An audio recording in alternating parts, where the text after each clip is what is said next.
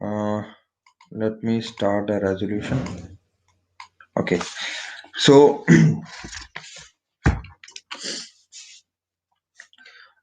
today we'll be starting in environment and ecology. ठीक है, environment and ecology. ठीक है, environment ecology बहुत ज्यादा स्कोरिंग जो ये टॉपिक है, इसमें बहुत ज्यादा क्वेश्चन आते हैं। Around 25 to 30 question usually come. पिछले अगर 2-3 साल का एवरेज करो, 20 to 30 क्वेश्चन। अब बोलो कई बार कई सर कई वेबसाइट्स जो हैं वो बोलते 20 आए हैं, 18 आए हैं। बेटा अब जो यूपीएससी है उसने इनमें सेपरेट करना बिल्कुल डिफरेंट कर दिया है।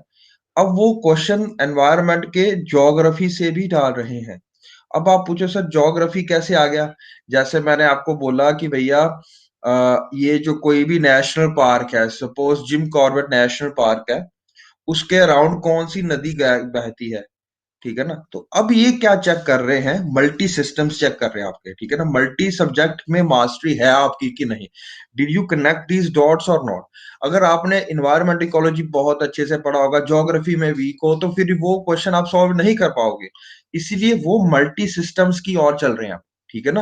रादर देन सिंपली आस्किंग कि भैया ये वाला कौन सा है, इसमें कौन सा प्रजाति पाई जाएगी, या कौन सी इसमें एंडेंजर्ड है, या कौन सी इसमें क्रिटिकली जो है वर्नरेबल है या एंडेंजर्ड है।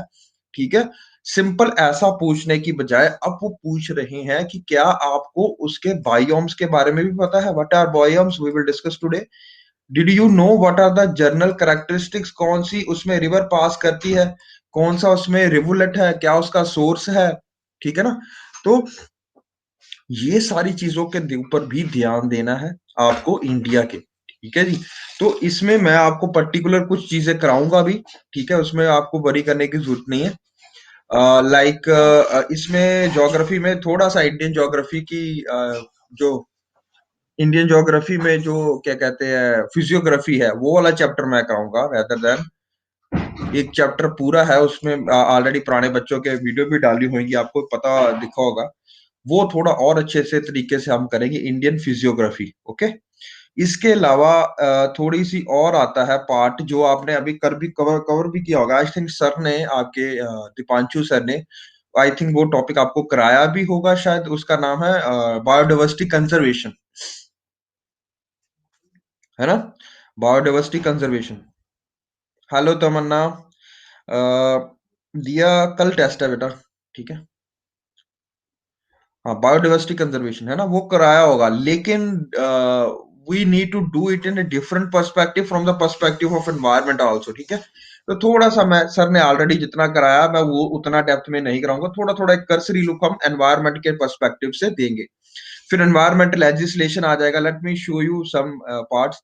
जैसे एनवायरमेंट इकोलॉजी में ये जनरल डेफिनेशंस होती हैं। जनरल डेफिनेशंस पे भी क्वेश्चन पूछे जा सकते हैं आपको। लेकिन ये मैं आपको करवा दूंगा क्या होता है, हमने कैसे स्टडी करनी है, इकोटोन क्या होता है, नीश क्या होता है, हैबिटेट क्या होता है, environment ecology, how they all interact and form this broader perspective of ecology and environment. ठीक है ना? किस तरह से हम ऐड करते हैं। उसके बाद हमने पढ़ना है फंक्शंस ऑफ इकोसिस्टम। जैसे इसी में इकोसिस्टम में हमने पर्टिकुलर लेवल पे क्या चेंजेस आती हैं, एक ऑर्गेनिज्म जो है वो एक किस तरह से इंटरेक्ट करता है अपने एनवायरनमेंट से, वो हम चेक करेंगे। ये सारी चीजें आपने पढ़ी भी होंगी छोटी क्लासेस में। What is food web, what is food chains, है ना?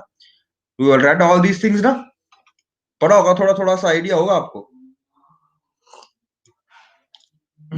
गुड। बस इसको हमने एनसीईआरटी वाले लेवल तक ही लेके जाना, उससे ज्यादा हम डेप्थ में नहीं जाएंगे। ज्यादा जितना मैं लिख रहा हूं उतना बहुत ज्यादा सफिशिएंट है। और मैंने आपको ऑलरेडी बताया कि फिनिश नोट्स हैं, अभी के लिए पढ़ते रहो यहीं से जो स्क्रीनशॉट लेके। जब हो जाएगा ये सारा तो मैं एक अपलोड कर दूंगा ये सारे का सारा डॉक्यूमेंट। ठीक है? और जब ये डॉक्यूमेंट अपलोड कर दूंगा, कुछ आपने एक्स्ट्रा पढ़ा है कुछ आपने एनवायरनमेंट के लिए पढ़ा है। कोई अगर आप द हिंदू पढ़ते हो तो आपने देखा होगा कि कोई रिवर न्यूज में है, कोई रिवर प्रोजेक्ट न्यूज में है, कोई क्या कहते हैं एंड जब भी अपने आप कोई भी एंडेंजर्ड एनिमल पढ़ के बारे में पढ़ना है द हिंदू से, है ना? तो वो सारा कुछ आपने उसके बारे में नोट करना है, ये प्रजाति कहाँ पे पाई जाती है, ये इसका नेचुरल हैबिटेट कहाँ पे है, क्या ये मतलब कौन से अ, हैबिटेट में पाई जाती है, कौन-सा वो बायोडायवर्सिटी कंजर्वेशन एरिया है, okay? Dear just a sec okay तो ये सारा कुछ हम पढ़ेंगे उसमें, ठीक है?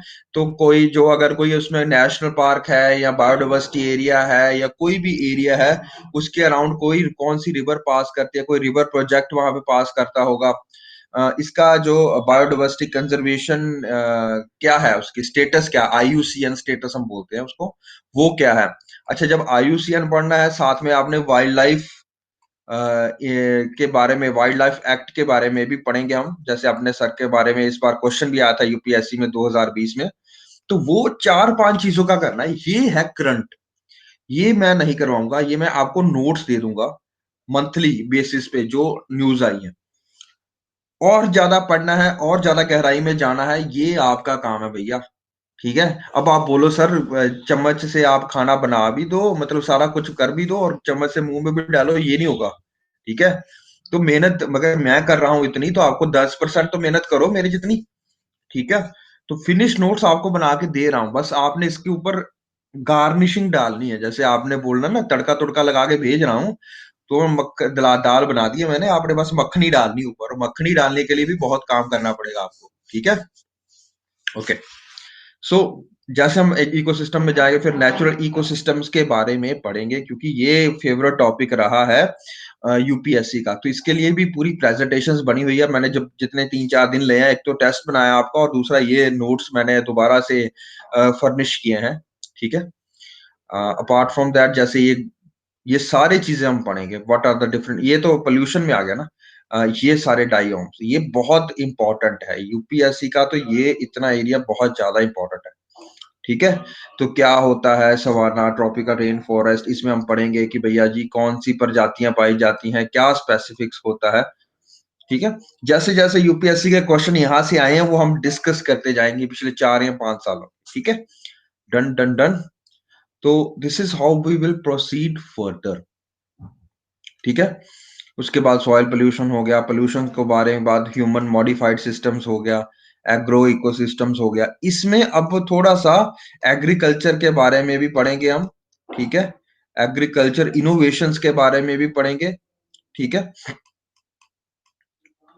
ठीक है, नेचुरल ये इकोसिस्टम क्या होता है, या नेचुरल कौन से वाटर कंजर्वेशन के टेक्निक्स थे, रेन हार्वेस्टिंग के टेक्निक्स थे, उसके बारे में पढ़ेंगे हम। बायोडाइवर्सिटी आपको बताया एक बहुत इंपॉर्टेंट हिस्सा है इसका, ठीक है? जैसे अगर मैं बोलूं कि बायोडाइवर्सिटी जो एनवायरनमेंट है, एक है इकोलॉजी। इकोलॉजी में हम यूजुअली स्टडी करते हैं एक एनिमल जहां पे रहता है, उसका एड्रेस, हैबिटेट, और उसकी interactions with the other species, ठीक है ना? With both abiotic and biotic, ये क्या होती है हम पढ़ेंगे आगे जाके, ठीक है जी? इकोलॉजी में हम पढ़ेंगे। उसके अलावा हम पढ़ते हैं इसमें एनवायरमेंट इकोलॉजी में इंटरैक्शंस, ये हम पढ़ेंगे इंटरैक्शंस क्या होती हैं, interactions with the biotic and abiotic components. इसके अलावा हम पढ़ते हैं एनवायरमेंट, नेक्स्ट जो इंपॉर्टेंट हेडिंग आती है एनवायरमेंट।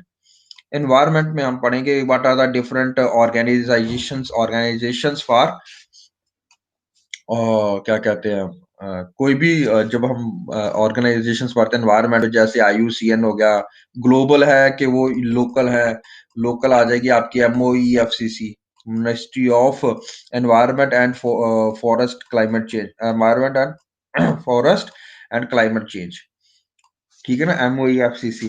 तो और बहुत सारी जो बॉडीज आती हैं उनके बारे में, वाइल्ड लाइफ इंडिया के बारे में, और जैसी बहुत सारी बॉडीज आती हैं उनके बारे में पढ़ेंगे। फिर हम पढ़ेंगे कोई लेजिस्लेशन, ये ले लाए, लेजिस्लेशन इंपॉर्टेंट है क्योंकि कई बार पूछते हैं पेपर में लेजिस्लेशन के बारे में, पिछली बार भी पूछा था अभी 2020 में WPA के बारे में, ठीक है? वाइल्ड लाइफ प्रोटेक्शन एक्ट के बारे में पूछा गया था, उसमें शेड्यूल 1 शेड्यूल 2 कौन से एनिमल्स होते हैं उसके बारे में पूछा गया था। We will deal with this, okay? Environment हो गया, लेजिस्लेशन हो गया, then we will move on to general concepts. General concepts कौन से हैं? We will deal with biodiversity conservation, biodiversity कैसे होती है, कंजर्वेशन कैसे करनी है हमें, और कौन सी जो स्पीसीज इन न्यूज हैं, कौन से रिवर्स इन न्यूज हैं, वो सारा हम पढ़ेंगे इनमें। ठीक है, biodiversity and conservation, what are the type of conservation. Sir ने आपने को करवाया होगा, what is alpha diversity, what is gamma diversity, ये करवाया होगा आई थिंक, है ना। स्लाइड अभी डाली नहीं बेटा, ये दिख रहा है आपको सामने कोमल?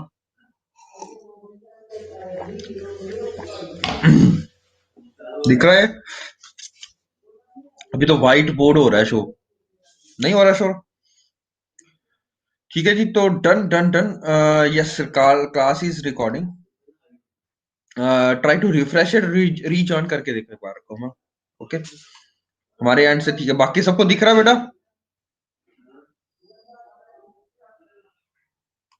Good good good.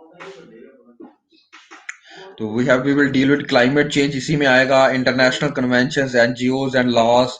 ठीक है ना, ये इसके बारे में पढ़ेंगे, थोड़ी थोड़ी कर्सरी लुक आपको दूंगा सबकी। ठीक है, कि क्या होता है आरईडीडी मैकेनिज्म, क्या होता है बायो रीमेडिएशन, क्या होता है ये। जैसे इसमें तो इतने क्वेश्चन आते हैं ना बेटा, और वो सारे मोस्टली करंट बेस्ड होते हैं। मतलब करंट ऐसा नहीं कि 2 महीने पहले आए हैं, वो साल, 1.5 साल, 2 साल पहले के बारे करते हैं। For environment you need to understand कि भैया 2 साल तक के आपको करने पड़ेंगे। ऐसा नहीं है कि अखबारें ढूंढो और वहां से पढ़नी शुरू कर दो, ऐसा इट इज नॉट फिजिबल। तो फिनिश नोट्स मैं प्रोवाइड करूंगा इसके। ठीक है, अब क्या है कि उसमें कोई टर्म आती है तो उसमें मैं इतना ज्यादा इंफॉर्मेशन नहीं दे पाऊंगा, तो टर्म को आपने नेट से सर्च कर लेना है। सपोज बायो रीमेडिएशन उसमें आती है, बायो प्रोस्पेक्टिंग आता है बीच में लिखा, कुछ नहीं समझ आ रहा, type that term with UPSC, तो आपके पास बहुत सारी इंफॉर्मेशन खुल जाएगी, उसका काला चिट्ठा खुल जाएगा पूरा का पूरा। देखना, कुछ भी डाल के देखना, अगर कुछ नहीं समझ लग रहा ना, सिंपल डालना, कोई भी वो वर्ड डालो और साथ में यूपीएससी डाल दो, काला चिट्ठा निकल आएगा उसका पूरे का पूरा। जितने भी क्वेश्चन आए होंगे, जितने भी उसका, जितना जहां से भी क्वेश्चन बना होगा, जहां से भी वो टॉपिक के बारे में स्टार्ट से लेके एंड तक आपको पूरा मिल जाएगा। तो ये आपका काम जरूर है कि भैया मैं आपको दे दूंगा, उसके ऊपर ऐड जरूर कर लेना अपने हाथ से, खुद से। ठीक है, तो अब ये मत सोचो कि ये 500 पेज है, ये 500 पेज कुछ नहीं है। 500 पेज जैसे मैं करवाऊंगा बहुत सिंपल है। ठीक है, तो इसमें कॉम्प्रिहेंसिवली जितना मेरे पास हो सका है मैंने कवर करने की कोशिश की है।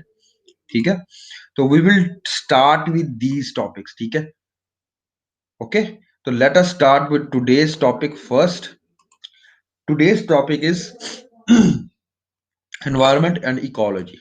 ठीक है, तो पहले हम इकोलॉजी की डेफिनेशन देंगे, फिर हम एनवायरनमेंट की डेफिनेशन देंगे, हम इसमें देंगे कि क्या क्या चीजें इंक्लूड होती हैं। ये सिर्फ आप इनको, तभी मैंने आज लिखा हुआ है इंट्रोडक्शन क्लास। ओके, तो introduction class is just to familiarise yourself. ठीक है ना, तो आपको फेमिलियर करने के लिए व्हाट इज इकोलॉजी, क्यों हम पढ़ते हैं, क्या इसमें हम पढ़ने वाले हैं आगे, वो इसके बारे में करेंगे। आई थिंक दिया की भी यही क्वारी थी, सर कौन सा टेस्ट है। शुभम, कल टेस्ट होगा। There will be a test of 75 minutes of chemistry only, proper chemistry जितना मैंने आपको करवाया है। ठीक है ना, तो अगर आप लेक्चर लगाते रहे तो आपको पता होगा कि केमिस्ट्री हमारी खत्म हो चुकी है, सारी chemistry. There will be 80 questions, just to check your understanding कि आपको किस तरह से क्वेश्चन आते हैं पेपर में, सीडीएस में, सीएपीएफ में। और मैंने जो बच्चे दे के आए हैं उनको पता भी होगा कि केमिस्ट्री इस बार बहुत क्वेश्चन आए थे, 8-9 क्वेश्चन आते हैं। तो साइंस में बेटा अगर आप कर रहे हो ना, जनरल साइंस तो आपको आनी चाहिए, हर एक एग्जाम के लिए जरूरी है। You can not leave it behind, चाहे आप चाहे आप मेडिकल या नॉन मेडिकल के हो या नहीं हो, you need to make it a strong hold. ये अगर 30 क्वेश्चन आते हैं, और इस बार आए हैं ना 30 क्वेश्चन, सीएपीएफ वालों को देखा होगा आपने, 30 क्वेश्चन आते हैं, you should get at least 20 to 22 right. You can not leave it. 30 question आप छोड़ के नहीं आ सकते, भगवान आश्रय, क्या जब मेरे को पढ़े में आ गया तो आ जाएगा, है ना। नो शुभम, वो करवाऊंगा यार, मैं अभी करवाना है। देखो अभी मैंने क्या सोचा है। आपका इकोलॉजी हो जाएगा शुरू शुरू में, इकोलॉजी हो जाएगा आपका। ठीक है ना, जब एनवायरनमेंट में शुरू करूंगा, ecology is only I think 4 to 5 lectures, nothing more than that. ठीक है, after 4 to 5 lectures what we will do, we will I will give you a gist. ठीक है, एक लेक्चर लूंगा इंडियन फिजियोग्राफी का, वो आपने मिस नहीं करने हैं। 3-4 लेक्चर कोई भी मिस करो मत करो, मेरी ओर से। बट ये जो जिस्ट होएगी ये आपने मिस नहीं करनी है। ये जो स्लाइड्स होंगी जो मैं आपको करवाऊंगा उसमें मैं एनवायरनमेंट से पहले करवाऊंगा, इकोलॉजी के बाद में और एनवायरनमेंट करने से पहले। क्यों करवाऊंगा? क्योंकि जब मैंने एनवायरनमेंट करवाना है अभी इकोलॉजी में, we will discuss different types of biomes, ठीक है ना? बायोम्स को डिस्कस करने के बाद, ठीक है, और एनवायरनमेंट के डिस्कस करने से पहले ये करवाना आपका जरूरी है इंडियन फिजियोग्राफी, नहीं तो आप भूल जाओगे। बायोम्स में हम बहुत सारी चीजें डिस्कस करेंगे, जैसे कि वर्ल्ड में किस तरह से कौन से मतलब फॉरेस्ट पाए जाते हैं, कौन से क्लाइमेट पाए जाते हैं, कौन से बायोडाइवर्सिटी पाई जाती है, और उसके बाद इंडिया के लिए स्पेसिफिक हो जाएंगे, ठीक है ना? जब इंडिया स्पेसिफिक होएंगे उसमें जैसे हम पढ़ते हैं इंडिया में जैसे ट्रॉपिकल रेन फॉरेस्ट कहाँ कहाँ पे एरिया में है, वो सारा कुछ है ना। तो माउंटेन फॉरेस्ट, जैसे माउंटेन फॉरेस्ट बखरे होते हैं, what are different types of vegetations over there, what are different types of biodiversity find over there, ठीक है ना? तो वो डिफरेंट हो जाएगा। तो इसीलिए मैंने अभी उसको पीछे रखा है, बनी पड़ी है, मैंने आपको दिखाया भी होगा। इंडियन फिजियोग्राफी की सारी प्रेजेंटेशन बनी पड़ी है अच्छे से, उसको आपको मैं करवा दूंगा। Don't worry about that. Okay okay okay. Okay, now it's clear. Test आपका कल है। Okay, please join. चलिए, इकोलॉजी क्या है? Scientific study of the relationship of living organism with each other and with their environment. तो basically एक organism का जो इंटरेक्शंस है, रिलेशनशिप है, इंटरेक्शन है with each other, both interspecific and intraspecific, and with the environment. अब what is intraspecific and intraspecific? देखो, living organism दूसरे, एक अगर हम बात करते हैं, अगर एक ऑर्गेनिज्म है, सपोज डॉग है ना, वाइल्ड डॉग है या वाइल्ड फॉक्स है या वाइल्ड चीता है या कोई भी है ना, कोई भी ऑर्गेनिज्म है, there is a two type of competitions with that. एक है intraspecific, and that is another is interspecific. Okay, intraspecific जो कंपटीशन है या जैसे इंट्रास्पेसिफिक इंटरेक्शन है, वो ऑर्गेनिज्म अपने दूसरे भाई बंधुओं के साथ में चक्कर पड़ेगा, ठीक है ना? जब उसका दोनों के साथ में फूड एंड रिसोर्सेज के लिए पंगा पड़ेगा, तो हम बोलेंगे इंट्रास्पेसिफिक इंटरेक्शन है। इंटरस्पेसिफिक इंटरेक्शन आती है जब एक इसी जानवर का, जैसे अगर हम फॉक्स की बात कर रहे हैं, तो हायर एनिमल से क्या रिलेशन होगा, फॉक्स का डियर के साथ क्या रिलेशन होगा, फॉक्स का दूसरे प्रजातियों के साथ, चीता के साथ क्या इंटरेक्शन होगा। इन तरह के इंटरेक्शंस को हम डील करते हैं, स्टडी करते हैं इकोलॉजी में। Why it is necessary to study ecology now in terms now, ठीक है ना? Because you can only conserve biodiversity if you know what are their general characteristics।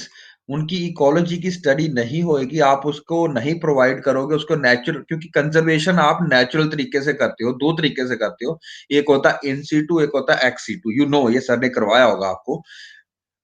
एक प्रजाति को वहीं पे रखना जहां पे वो नॉर्मली पाई जाती है, एंडेमिक है, उसको वहां पे रखने के लिए आपको पता होना चाहिए कि अगर एक शेर है, तो एक शेर कितने एरिया में रहता है और कैसे इंटरैक्ट करता है बाकी स्पीसीज के साथ में, दैट इज वेरी इंपॉर्टेंट, ठीक है? तो उसके लिए वाटर सोर्स भी होना चाहिए, उसके लिए बाकी प्रजातियां कहाँ, कौन कौन सी प्रजातियां होनी चाहिए उनके लिए, ठीक है ना?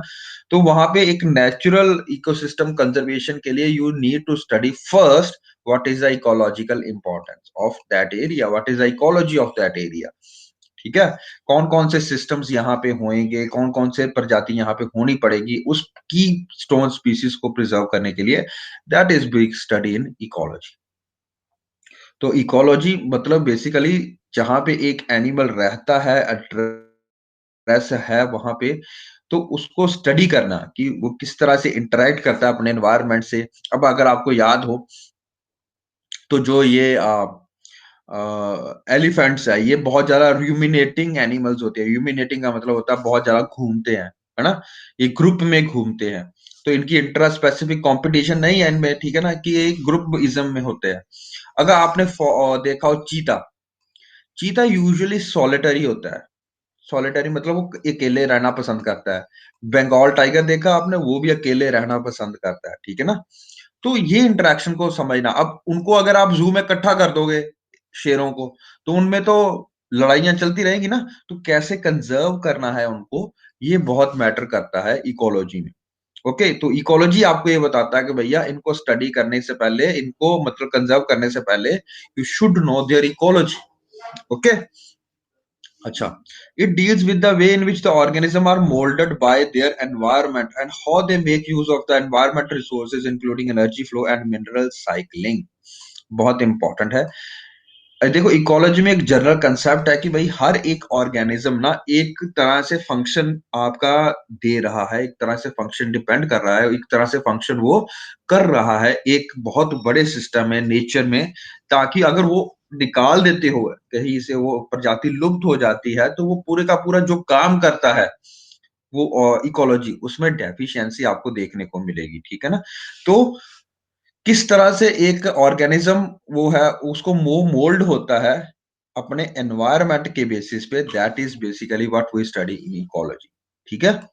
Okay, did you get this thing?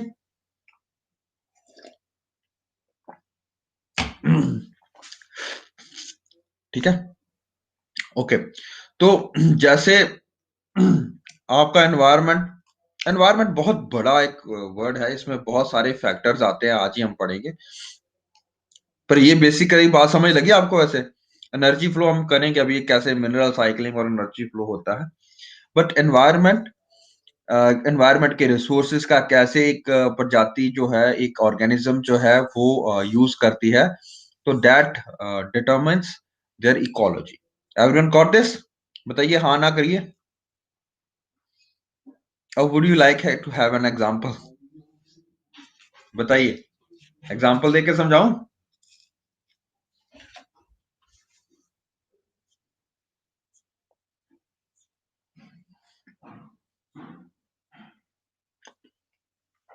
Example दूं? हम्म, अच्छा जी। तो देखो, देखो एक ना प्रजाति होती है गिलहरी टाइप की, लेकिन बहुत बड़ी होती है, समझ लो गिलहरी का बड़ा भाई है, ठीक है? हनी बैजर बोलते हैं उसको।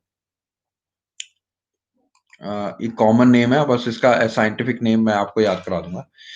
ये जो होते हैं ना, they are the natural builders of ecosystem, nature builder of forest. ठीक है? ये काम क्या करते हैं देखो, जो नेचुरल जो ये जो ना मोस्टली टेम्परेट एरियाज में ज्यादा पाए जाते हैं, कनाडा में या यहाँ पे, ये काम क्या करते हैं, ये नेचुरल बिल्डर्स होते हैं। नेचुरल बिल्डर्स कैसे, आप सुनो। ये क्या करते हैं, ये जो छोटे-छोटे दरख्त हैं या वो झाड़ियाँ-झूड़ियों को इकट्ठे करते हैं और पानी को ना, जैसे पानी यहाँ पे आ रहा है, नदी नहीं, कहीं क्या छोटी-छोटी सी धाराएँ आ रही हैं, है ना? ओके? उनको उनके ऊपर ना ये पुल सा बना देते हैं। अब ये पुल से रोक लेते हैं यहाँ से और यहाँ से, ठीक है? यहाँ से और यहाँ से जो नदी बह रही थी, अब उसको अपने नेचुरल बहाव को रोक दिया। यहाँ पे जितनी भी मच्छी आएँगी फिर उनको ये खाएँगे और ये इकोसिस्टम में बहुत सारा फंक्शन करते हैं। बहुत सारा मतलब अगर यहाँ पे जो पानी इकट्ठा हो गया या जितना भी यहाँ पे चीज़ें इकट्ठी होंगी, अब एक नया तरह का इकोसिस्टम बन रहा है और ये अगर आप इसको हटा दोगे, ठीक है ना? अगर इनको ये विलुप्त हो जाते हैं किसी कारणवश, हनी बैजर्स, ठीक है ना? तो ये सारी प्रजातियाँ जो हैं, ये नहीं हो पाएँगी अब, ठीक है ना? यहाँ पे जो इकोसिस्टम जो बहुत सारी प्रजातियाँ इस पे डिपेंड करती हैं, ठीक है? वो खत्म हो जाएँगी हनी बैजर के इस फंक्शन के, क्योंकि they are the natural builders of this of this particular ecology, ठीक है ना? बायोम में। ये टेम्परेट एरिया में पाए जाते हैं, मैंने आपको बताया इनका मेन फंक्शन क्या होता है, they are the natural builders. Natural builders क्या करते हैं, तो जैसे टानिया को काट के ये करना पानी के ऊपर फेंक देते हैं, तो वहाँ पे ब्रिज बनाते हैं। अब जब ये ब्रिज बन गया, तो पानी यहाँ पे इकट्ठा होना शुरू हो गया। अब यहाँ पे डिफरेंट टाइप की फिशेस आएँगी, डिफरेंट टाइप के छोटी फिशेस आएँगी, छोटी फिशेस को खाने के लिए बड़ी फिशेस आएँगी, एम्फिबियंस आएँगे, बहुत सारी चीज़ें आएँगी, ठीक है? रेप्टाइल्स आएँगे, ठीक है ना? ओके? तो अपना तो एक काम कर रहे हैं, इससे बहुत सारी नई प्रजातियों का जन्म भी हो रहा है, इकोसिस्टम और डाइवर्सिफाई एंड रिच हो रहा है। सपोज किसी कारणवश ये कहीं से खत्म हो जाते हैं, किसी कारणवश ये हम नहीं नोट कर पाते हैं, तो ये जो है, ये सारा जो नए इकोसिस्टम है, ये सारे खत्म हो जाते हैं। ठीक है? तो ये जो हनी बैजर्स होते हैं, जैसे और हम और भी बात करेंगे, they are the natural builders of an ecosystem. ठीक है? तो we need to conserve them किस तरह से हम उनको नेचुरली तरीके से रखते हैं, that is very important. Okay, done this thing. लगा कुछ समझ? तो इनकी इंटरैक्शन को समझना पड़ेगा। अब ये हमें पता कैसे चला कि ये इतना इंपॉर्टेंट प्रजाति है और क्यों इसको कंजर्व करना इंपॉर्टेंट है? बिकॉज जब हमने इसको ऑब्जर्व किया, जब हमने इसके स्टडी की, और स्टडी को क्या बोलेंगे हम? इकोलॉजी। ठीक है, डन। अब नेक्स्ट जो आते हैं, डिफरेंट टाइप्स ऑफ ब्रांचेस क्या होती हैं इसमें वो हमें समझने की जरूरत है। हैबिटेट इकोलॉजी क्या होती है, कम्युनिटी इकोलॉजी क्या होती है, पॉपुलेशन इकोलॉजी क्या होता है, we will do with this things as we move from it. ठीक है ना? पर जब हम इकोलॉजी को डिस्क्राइब करते हैं किसी भी प्रजाति की, तो हम usually in terms of habitat ecology की बात करते हैं। What is habitat ecology? Habitat बहुत बड़ा वर्ड है बेटा, है ना? हैबिटेट स्पेसिफिक भी हो सकता है, हैबिटेट बहुत बड़ा भी हो सकता है। जैसे अगर मैं बोलूं, what is the habitat of royal Bengal tiger? ठीक है ना? रॉयल बंगाल टाइगर का हैबिटेट क्या है? तो you will definitely say sir, ये तो फॉरेस्ट में पाया जाएगा, इन वाइल्ड पाया जाएगा, है ना? तो फॉरेस्ट बहुत बड़ा हो सकता है। अब इसका भी डिफरेंट टाइप्स होते हैं फॉरेस्ट के, आपको पता है, एवरग्रीन है, डेसिडियस है, मॉइस्ट है, फिर माउंटेन है। किस तरह का फॉरेस्ट है? ठीक है? फॉरेस्ट में अब ये थोड़ा कि सारे फॉरेस्ट में शायद शेर ही घूम रहा है ना? तो उसमें भी पर्टिकुलर एरिया आते हैं जहां पे ये रहते हैं। ठीक है? तो हम ये हैबिटेट को डिस्क्राइब कर रहे हैं। Habitat can be for a single organism, और habitat can be for a group of organism, बहुत सारे ऑर्गेनिजम्स। ठीक है? तो हैबिटेट एक बहुत बड़ी टर्म है बेटा, और it can be specific also, depending upon किस तरह से आप यूज कर रहे हो। पर यहाँ पे हमने जो हैबिटेट का यूज किया अभी के लिए, ये बहुत बड़ी टर्म है। ठीक है? इसमें बहुत सारी प्रजातियां आती हैं, बहुत सारे आपके कम्युनिटीज आती है, पॉपुलेशन आती है। तो हैबिटेट को समझना आपको ये इसलिए जरूरी है, because there are different type of habitats. कुछ जातियां वो लैंड पे रहती है, हम उसको बोलते हैं टेरेस्ट्रियल। ठीक है? कुछ प्रजातियां जो रहती हैं वो रहती हैं एक्वाटिक इकोसिस्टम में, पानी में रहती हैं। एक्वाटिक में अब ओशन भी आ जाएगा, है ना? हम एक्वाटिक बोलते हैं उसको। और कुछ प्रजाति होती है जो इनके दोनों के मेल पे रहती है।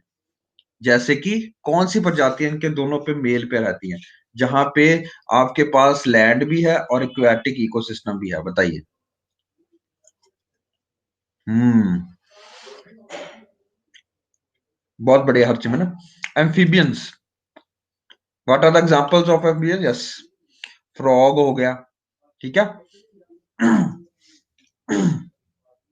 और कौन से एग्जांपल है? क्रोकोडाइल हो गया यार, रेप्टाइल्स।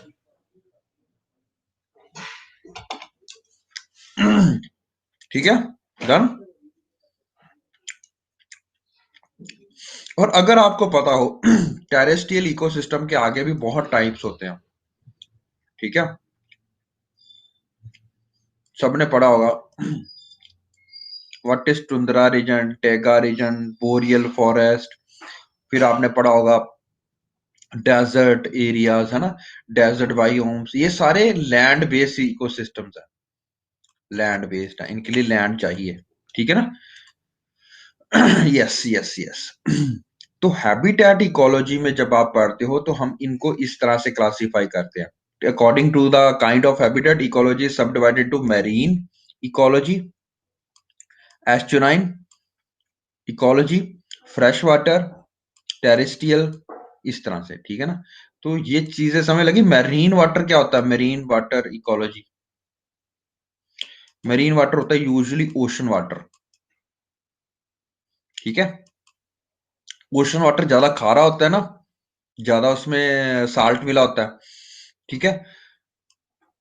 अब देखो, साल्ट वाटर यहाँ पे हो गया, मरीन वाटर हो गया, उसके बाद आता है यहाँ पे फ्रेश वाटर। जहां पे फ्रेश वाटर आपको कहाँ देखने को मिलेगा? इन विच Natural resource you find fresh water. River. ये सी एंड ओशन। ठीक है। अच्छा, अब इन दोनों के बीच वाला एक एरिया होता है जहां पे है वो भी एक्वाटिक ही, इसको बोलते हैं आप एस्चुराइन। ये एस्चुरी, आपने देखा होगा, ये गंगा आती है ना, डेल्टा बनाती है आपका, है ना, बे ऑफ बंगाल में, और नीचे से आपका बे ऑफ बंगाल में, बे ऑफ बंगाल आपका है ना, वहां पे और पूरे का पूरा इंडियन ओशन का पानी है जो कि बहुत खारा है। लेकिन एक एरिया ऐसा होगा जहां पे ये दोनों पानी टच करेंगे अपने, है ना, that is known as ecotone. And ecotone को आपको कंजर्व करना जरूरी है। अगर आप कंजर्व करना चाहते हो, अगर आप एक जगह पे किसी भी चीज की डाइवर्सिटी को जो होता है ना वो कंजर्व करना चाहते हो, तो you need to conserve this area. ठीक है, इसीलिए हम हैबिटेट्स को पढ़ते हैं। ओके, ठीक है। इकोटोन में क्या होगा, देखो यहां पे अगर सैलिनिटी है 35 और यहां पे सैलिनिटी है 10, ये वो वाला एरिया होगा जहां पे सैलिनिटी होगी बीच वाली 22 20। हाँ, आया था। That's very good common. तो हम इनको इस तरह से पढ़ेंगे ताकि आपको ये सारी चीजें याद रहें। अब इकोटोन जो होता है ये ट्रांजिशनल एरिया होता है। अब देखो ये समय लगी एक एग्जांपल इको, अब मैं तो आपको सिंपल एग्जांपल बताता हूं। देखो यहां पे है फॉरेस्ट, यहां पे है डेजर्ट, बीच में आता है आपका ग्रास लैंड।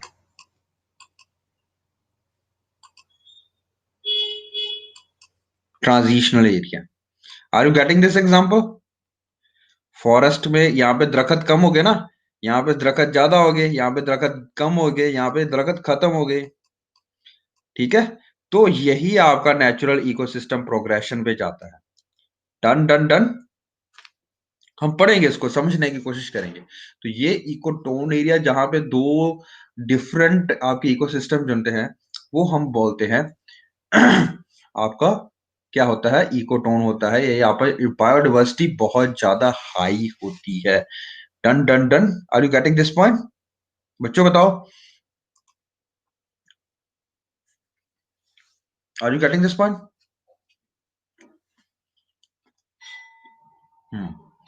गुड।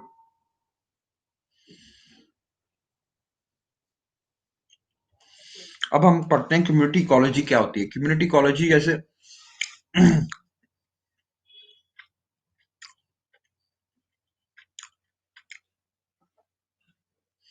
कम्युनिटी के हिसाब से वहां पे सक्सेशन क्या आएगी, कम्युनिटी इकोलॉजी, उसको हम स्टडी करते हैं।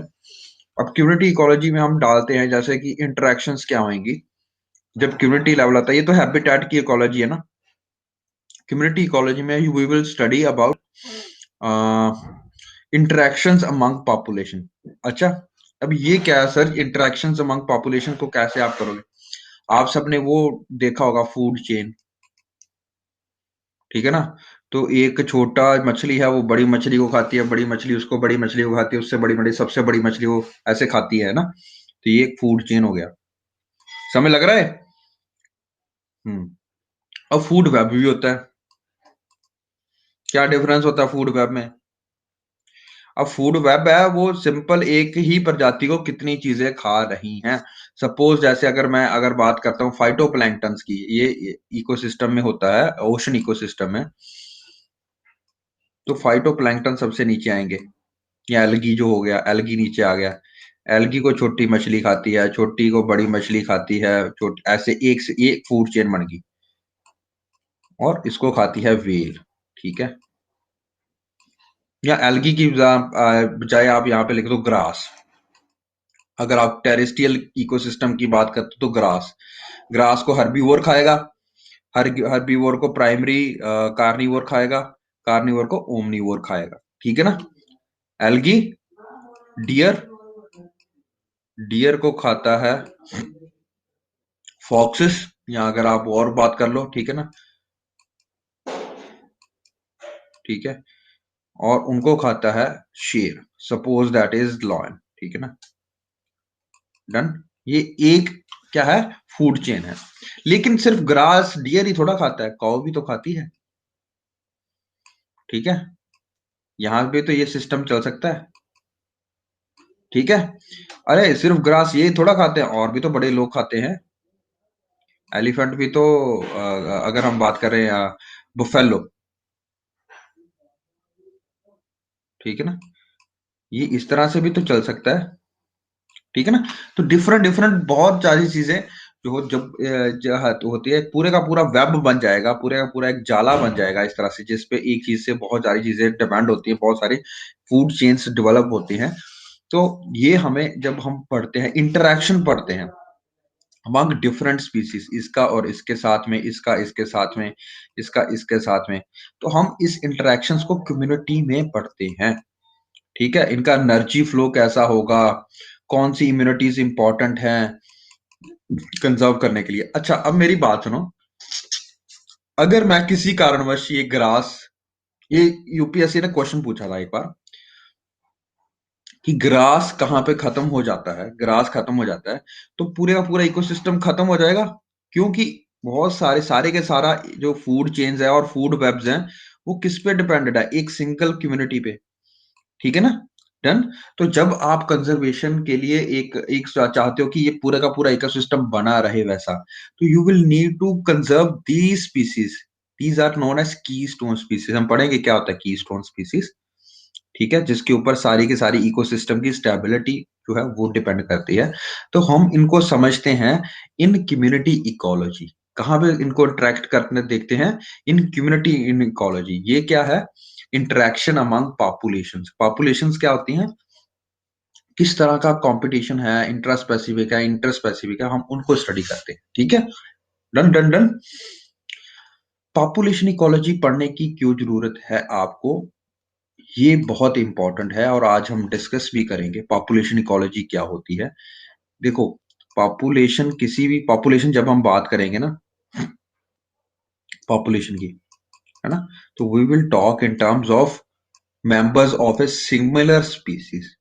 तो टाइगर है तो सिर्फ टाइगर की ही बात करेंगे, टाइगर है तो लेपर्ड की बात नहीं करेंगे, टाइगर है तो हम we will not talk about jaguar, ठीक है ना, जो उसके सगे संबंधी हैं उनकी बात नहीं करेंगे।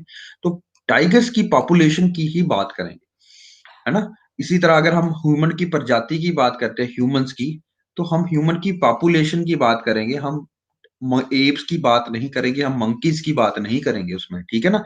That is the basic difference between studying about population and studying about a community.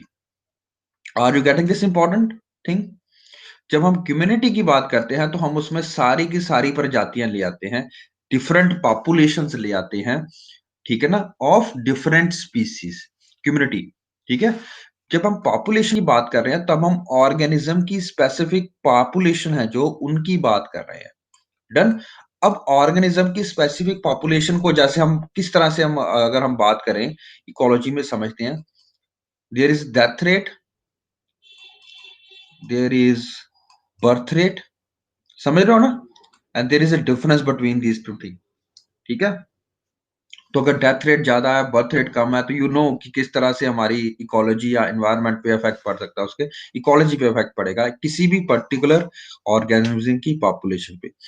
और ये क्यों जरूरी है, क्योंकि जब आपको स्पेसिफिक ऑर्गेनिज्म की कंजर्वेशन करनी होती है, जस्ट लाइक अगर मैं बात करता हूँ टाइगर की, टाइगर क्यों जरूरी है बेटा, क्यों हमारी गवर्नमेंट इतने ज्यादा इस पे ऊपर कर रही है, ध्यान दे रही है।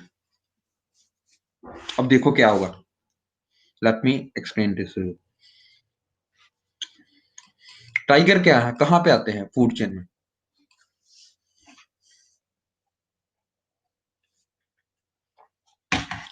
कहां पे आएंगे, टॉप में, है ना। टाइगर किसकी जो है पॉपुलेशन को कंट्रोल करते हैं, डियर की। टाइगर बुफेलो को भी खाता है, टाइगर काऊ को भी खाता है, ठीक है। अब जब ये खाएंगे, और बुफेलो ज्यादा क्या खाती है, सबसे ज्यादा घास खाती है, काऊ क्या खाती है, घास खाती है, डियर क्या खाता है, घास खाता है। सपोज देयर इज ये खत्म हो गया बंदा, ये प्रजाति खत्म हो गया। ठीक है, तो क्या होगा, अब ज्यादा डियर्स की पॉपुलेशन ज्यादा बढ़ जाएगी, बुफेलोज की पॉपुलेशन ज्यादा बढ़ जाएगी, काऊ की पॉपुलेशन ज्यादा बढ़ जाएगी, उससे क्या होगा, ग्रास खत्म हो जाएगा। जब ग्रास खत्म हो जाएगा तो कैन यू थिंक कि ये कम्युनिटी पूरी की पूरी कोलैप्स कर जाएगी। ठीक है, डन डन डन, एक इकोसिस्टम कोलैप्स कर जाएगा।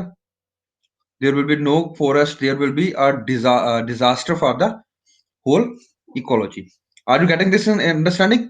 तो अगर आपने स्पेसिफिक टाइगर जैसे स्पेसिफिक ऑर्गेनिज्म के बारे में देखना है, पॉपुलेशन के बारे में बात करनी है, तो हम उसकी चेक कैसे करते हैं कि उनकी डेथ रेट क्या है, बर्थ रेट क्या है, अगर बर्थ रेट को किस तरह से बढ़ाया जा सकता है, डेथ रेट को कैसे कम किया जा सकता है। जब हमने देखा कि टाइगर जो है, बहुत सारे लोग उसकी स्किन जो है वो उसके लिए बहुत ज्यादा मार्केट है, तो गवर्नमेंट ने उसके ऊपर लॉ बनाया। ठीक है, कि भैया जी आज के बाद वाइल्ड लाइफ प्रोटेक्शन एक्ट बना रहे हैं और टाइगर को हम शेड्यूल 1 में डाल रहे हैं। जो भी इसको हाथ लगाएगा उसको लिए सजा का प्रावधान हम दे रहे हैं, 7 साल की सजा होगी, उसको इतना जुर्माना होगा, ताकि ये लोग ये चीजें ना करें। लोग नहीं माने, फिर उन्होंने बनाया कि भैया नहीं, हम इनको स्पेसिफिकली कंजर्व करेंगे अंडर टाइगर इंडिया प्रोजेक्ट। देखा होगा बहुत ज्यादा, है ना, मिशन टाइगर है ना, वो वाला सारा कुछ। तो पहले हमारे पास सिर्फ 100 या 150 प्रजाति ही रह गई थी, पॉपुलेशन ही रह गई थी। तो पॉपुलेशन की बात करेंगे ना, तो हम ऑर्गेनिज्म स्पेसिफिक की बात करेंगे, तो उनका क्या इकोसिस्टम में रोल है। अब समझा दिया मैंने आपको टाइगर का क्या रोल है, क्यों हम इसको कंजर्व करेंगे। अब जब टाइगर को कंजर्व करना है भैया, तो उसका बायोम तो देखना पड़ेगा ना, उसका इकोलॉजी कैसी है, उसका क्या सिस्टम इंटरेक्शन है। Are you getting this point? देखो, हमने पहले उसकी स्टडी की कम्युनिटी, हैबिटेट, सॉरी हैबिटेट। अब मेरे को बताओ टाइगर का हैबिटेट क्या है, क्या वो टेरेस्ट्रियल में आएगा या एक्वाटिक में आएगा? टेरेस्ट्रियल में। ठीक है, अच्छा, जब हम हैबिटेट इकोलॉजी समझ लिए, फिर हमने कम्युनिटी इकोलॉजी पढ़ा। अच्छा भैया, इसकी कम्युनिटी में इकोलॉजी में क्या रोल है इसका? It is a top carnivore. ठीक है, टॉप लेवल पे कार्निवोर है, और क्या करता है, किसकी पॉपुलेशन को रेगुलेट करेगा? ये हेट्रोट्रॉप्स, हम पढ़ेंगे क्या होते हैं हेट्रोट्रॉप्स, उनकी पॉपुलेशन, जैसे कि डियर हो गया, जैसे कि काऊ हो गया, जो कि घास खाते हैं, उनकी पॉपुलेशन को रेगुलेट करता है। अगर सारे का सारा घास खत्म हो जाएगा तो क्या होगा, देखो, जमीन जो है ना वो बंजर हो जाएगी। जब जमीन बंजर हो जाएगी ना, तो वहां पे कोई भी अब नया प्रजाति, नई फॉरेस्ट नहीं आ सकता है। समझ रही बात मेरी? फॉरेस्ट वहां पे नहीं हो सकता है, क्यों? क्योंकि जितना भी फॉरेस्ट आएगा वहां पे मवेशी होते हैं, जो चारे होते हैं, चरवाहक होते हैं, वो सॉइल इरोजन के कारण, very good, are you getting this point? तो जो ग्रास होता है ना, उसको बाइंड करके रखता है सॉइल को, तो वहां पे अब कोई भी चीज नहीं आ सकती है नेक्स्ट। ठीक है, तो नेक्स्ट इकोलॉजिकल सक्सेशन नहीं जा सकता है। तो कम्युनिटी को, हैबिटेट इकोलॉजी को पढ़ने का ये फायदा है। अब पॉपुलेशन इकोलॉजी में पढ़ने का क्या फायदा है, जब आपको उसी प्रजाति को कंजर्व करना है, टाइगर को, पॉपुलेशन को, तो आप क्या देखोगे भैया जी, उसका बर्थ रेट क्या है, उसका डेथ रेट क्या है, डेथ रेट बढ़ने के क्या कारण है, बर्थ रेट कम होने के क्या कारण है, इनको कारणों को समझोगे। ठीक है, फिर आप एनालिसिस करोगे, फिर इसकी पॉपुलेशन को बढ़ाने की यहाँ पे कोशिश होगी। तो ये इकोलॉजी इसीलिए आपको ये पढ़ना भी जरूरी है। Done done done, you understand? समझ लगा कुछ? चलो, इसी तरह एवोल्यूशनरी इकोलॉजी होती है, हम पढ़ते हैं कि किस तरह से एवोल्यूट करता है, एवोल्यूशन होता है, किस तरह से चेंज आती है एक ऑर्गेनिज्म में। यू ऑल नो कि what is aestivation, what is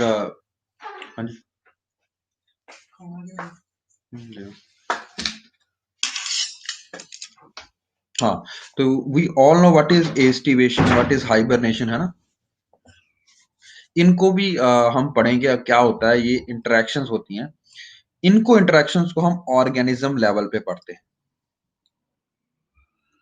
ठीक है, ऑर्गेनिज्म।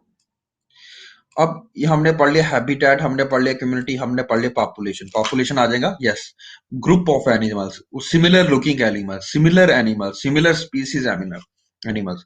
ऑर्गेनिज्म में आ जाएगा सेल्फ, एक अकेला प्रजाति का बंदा, ठीक है। अगर मैं अपनी प्रजाति का एक ऑर्गेनिज्म हूं तो that is that particular organism. अब ये ऑर्गेनिज्म एनवायरनमेंट के साथ भी इंटरेक्ट करता है, ठीक है।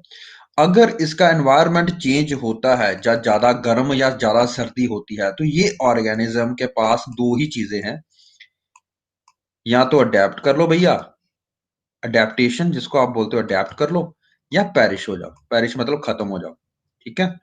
और ये पढ़ना क्यों जरूरी है हमें, देखो अडेप्टेशन पेरिश हो जाना, ये पढ़ना क्यों जरूरी है, because there is climate change, ठीक है। Climate change is going around, और साइंटिस्ट ने बोला है कि भाई अगर ग्लोबल टेम्परेचर 2 डिग्री राइज होता है तो there will be catastrophic for our, बहुत सारे इकोसिस्टम्स के लिए बहुत ज्यादा हानिकारक होगा वो, ठीक है ना। तो हम पढ़ते हैं ऑर्गेनिज्म लेवल पे वो किस तरह से अडेप्ट करता है, लाइक आपने वो देखा होगा पोलर बियर, ठीक है ना। पोलर बियर हाइबरनेशन में जाता है या एस्टिवेशन में जाता है, पोलर बियर देखा होगा, वो 6 महीने खाना खाता है और 6 महीने सोता है, ऐसा करके कुछ सुना होगा आपने, सुना कभी, बताइए।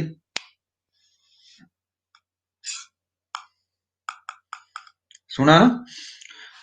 क्यों करता है वो ऐसा, क्योंकि वहां पे जो पोलर बियर है जहां पे रहता है आर्टिक सर्कल, वहां पे बहुत शॉर्ट समर होती है, बहुत छोटी समर होती है, समर टाइम बहुत छोटा होता है, ठीक है ना। यस न्यूज में है, गुड। तो शॉर्ट समर होती है, उसी टाइम पे ये 2 या 3 महीने एक्टिव रहता है, 2-3 महीने में इतना खाना खाता है ये कि भैया अगले पूरे 12 महीने का मतलब 8-9 महीने का अगले ये काम इकट्ठा कर लेता है। तो बाकी टाइम ये सोता है, उसी टाइम जब ये सोता है तब इसका क्या करते हैं, जो इसने खाना बनाया होता है, खाना इसने खाया होता है 2-3 महीने अच्छे से मोटा ताजा हो जाता है, उसी का यूज करके ये अडेप्ट करता है to live in such cold weather में ही रहने के लिए, ठीक है। Done done done. तो हम देखते हैं कि एक ऑर्गेनिज्म किस तरह से अडेप्ट करता है विद द चेंजिंग सर्कमस्टांसेस, ठीक है जी। Done done done. लेकिन अब बात हम आगे भी बात करते हैं, अब और भी आएगा क्लाइमेट चेंज में। क्लाइमेट चेंज होने के कारण पंगा क्या पड़ा है, देखो there is melting of icebergs, melting of ice caps, ठीक है। मेल्टिंग ऑफ आइस कैप्स होने के कारण क्या हो रहा है, इनकी जो इकोसिस्टम है ये थ्रेटन्ड हो जाता है, जैसे पोलर बियर का इकोसिस्टम है वो पूरा थ्रेटन्ड हो जाता है, ठीक है। क्या होगा, नॉर्मल साइकिलिंग नहीं हो रही, उतनी बर्फ नहीं पड़ रही है, गर्मी ज्यादा हो रही है, मेल्टिंग स्टार्ट हो गई है, ठीक है। उसके कारण जितनी वहां पे फिश आनी चाहिए थी वो नहीं आ रही है, तो इनके फूड रिसोर्सेज कम हो रहे हैं, फूड रिसोर्सेज कम हो रहे हैं, तो आप क्या देखोगे, उनकी पॉपुलेशन से चेक करोगे, अच्छा भाई इनकी पॉपुलेशन बढ़ रही है या कम हो रही है, अगर कम हो रही है तो इसका क्या रीजन है, कि क्योंकि क्लाइमेट चेंज हो रहा है। डन। क्लाइमेट चेंज हो रहा है तो क्लाइमेट चेंज होने के क्या कारण है उसको पढ़ोगे, वो ऑर्गेनिज्म लेवल पे पढ़ोगे आप, ठीक है। पॉपुलेशन में इनकी पॉपुलेशन बढ़ रही है या कम हो रही है, या जितना भी नेटेलिटी के क्या रीजन है वो है। अच्छा अब इसका इकोसिस्टम में क्या रोल है, वो पढ़ने के लिए you need to understand what is the community ecology, इसका क्या फंक्शन है ब्रॉड इकोलॉजी में, दैट विल बी कि भैया इसमें बहुत सारी जो ये खाते थे मच्छियां, ठीक है ना। अब वो मच्छियां क्या आएंगी वहां पे नहीं आ रही हैं, तो ये इनके ऊपर प्रजाति के ऊपर खतरा मंडरा रहा है विलुप्त होने का। तो ये बहुत ज्यादा इंपॉर्टेंट चीजें हैं। तो this is how you need to understand all these things, evolutionary aspect से, ऑर्गेनिज्म एस्पेक्ट से, और पॉपुलेशन कम्युनिटी और हैबिटेट के एस्पेक्ट से we do need to study ecology. टन टन टन। अब हमें आगे चलना है, बायोस्फीयर क्या होता है, एनवायरनमेंट में क्या होता है। Environment is a natural component in which both biotic and abiotic जो सिस्टम्स या factors interact among themselves and with each other, ठीक है। बायोटिक भी है और एबायोटिक कंपोनेंट्स भी है। बायोटिक कंपोनेंट्स में क्या आएगा, पहले एबायोटिक कंपोनेंट्स में क्या आएगा, टेम्परेचर, उस एरिया का टेम्परेचर कितना है, उस एरिया का क्या कहते हैं, लाइट कितनी है, सनलाइट कितनी है, वहां एरिया में वाटर है या नहीं है, किस तरह का वाटर है, ये भी डिपेंड करता है ना। Are you getting this point.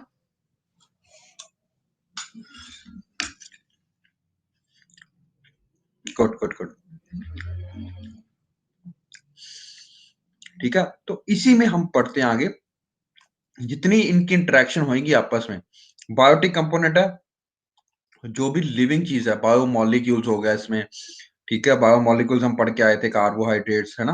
वो सारे लिपिड्स और वो किस तरह से आपस में इंटरैक्ट करते हैं, both living and non living components आपस में किस तरह से इंटरैक्ट करते हैं, दैट विल डिटरमाइन एक ऑब्जेक्ट एक इकोसिस्टम स्टेबिलिटी।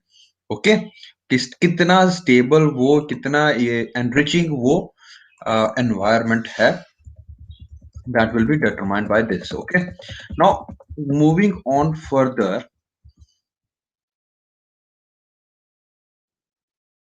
एक मिनट बस,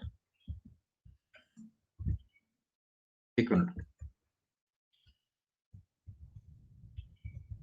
समझ आ रहा है कुछ?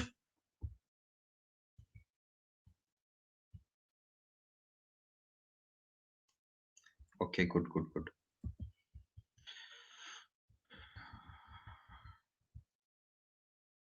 वी अंडरस्टूड कम्युनिटी क्या होती है, ये सारा कुछ क्या होता है। What are abiotic components? Biotic components हम क्या डालोगे? वही सारे के सारे ग्रीन प्लांट्स आ गए, चाहे वो ग्रीन प्लांट्स आ गए, चाहे वो हेट्रोट्रॉप्स आ गए, चाहे वो डीकम्पोजर्स आ गए, चाहे वो पैरासाइट आ गए, चाहे वो एनिमल मैन, ये सारे, ठीक है? जितनी भी लिविंग कंपोनेंट्स हैं, plus their living organic matter है जितना हमारे पास, that comes under biotic living interactions. Okay, done done done. तो इनकी इंटरेक्शंस को ही हमने समझना है। Okay, done done done. Environment में ये सारी चीजें आती हैं। In biological sense environment constitute physical, यानी कि न्यूट्रिएंट, वाटर और air, and biological factors like biomolecules and organisms along with their chemical actions, carbon cycle, nitrogen cycle, ये कैसे एक्ट करते हैं एक एनवायरनमेंट पे। अब सुनो क्या होता है, क्या होता क्या है, देखो। You know, every when we respire there is evolution of carbon dioxide बाहर निकलती है ना? ठीक है, एनिमल्स रेस्पायर करते हैं, तो वो रेस्पायर क्या करते हैं, बाहर क्या निकालते हैं? Let me give you an example, ठीक है? CO2 बाहर निकालते हैं, यहाँ से CO2 बाहर गई। अब ये CO2 जो है, ये प्लांट्स को चाहिए होती है, ठीक है ना? Done done done. किसके लिए चाहिए होती है ये मेरे को बताने की जरूरत है। फिक्स कैसे करते हैं? What is process known as fixation of carbon dioxide is known as, जल्दी जल्दी जल्दी, किस तरह से प्लांट फिक्स करते हैं कार्बन डाइऑक्साइड को?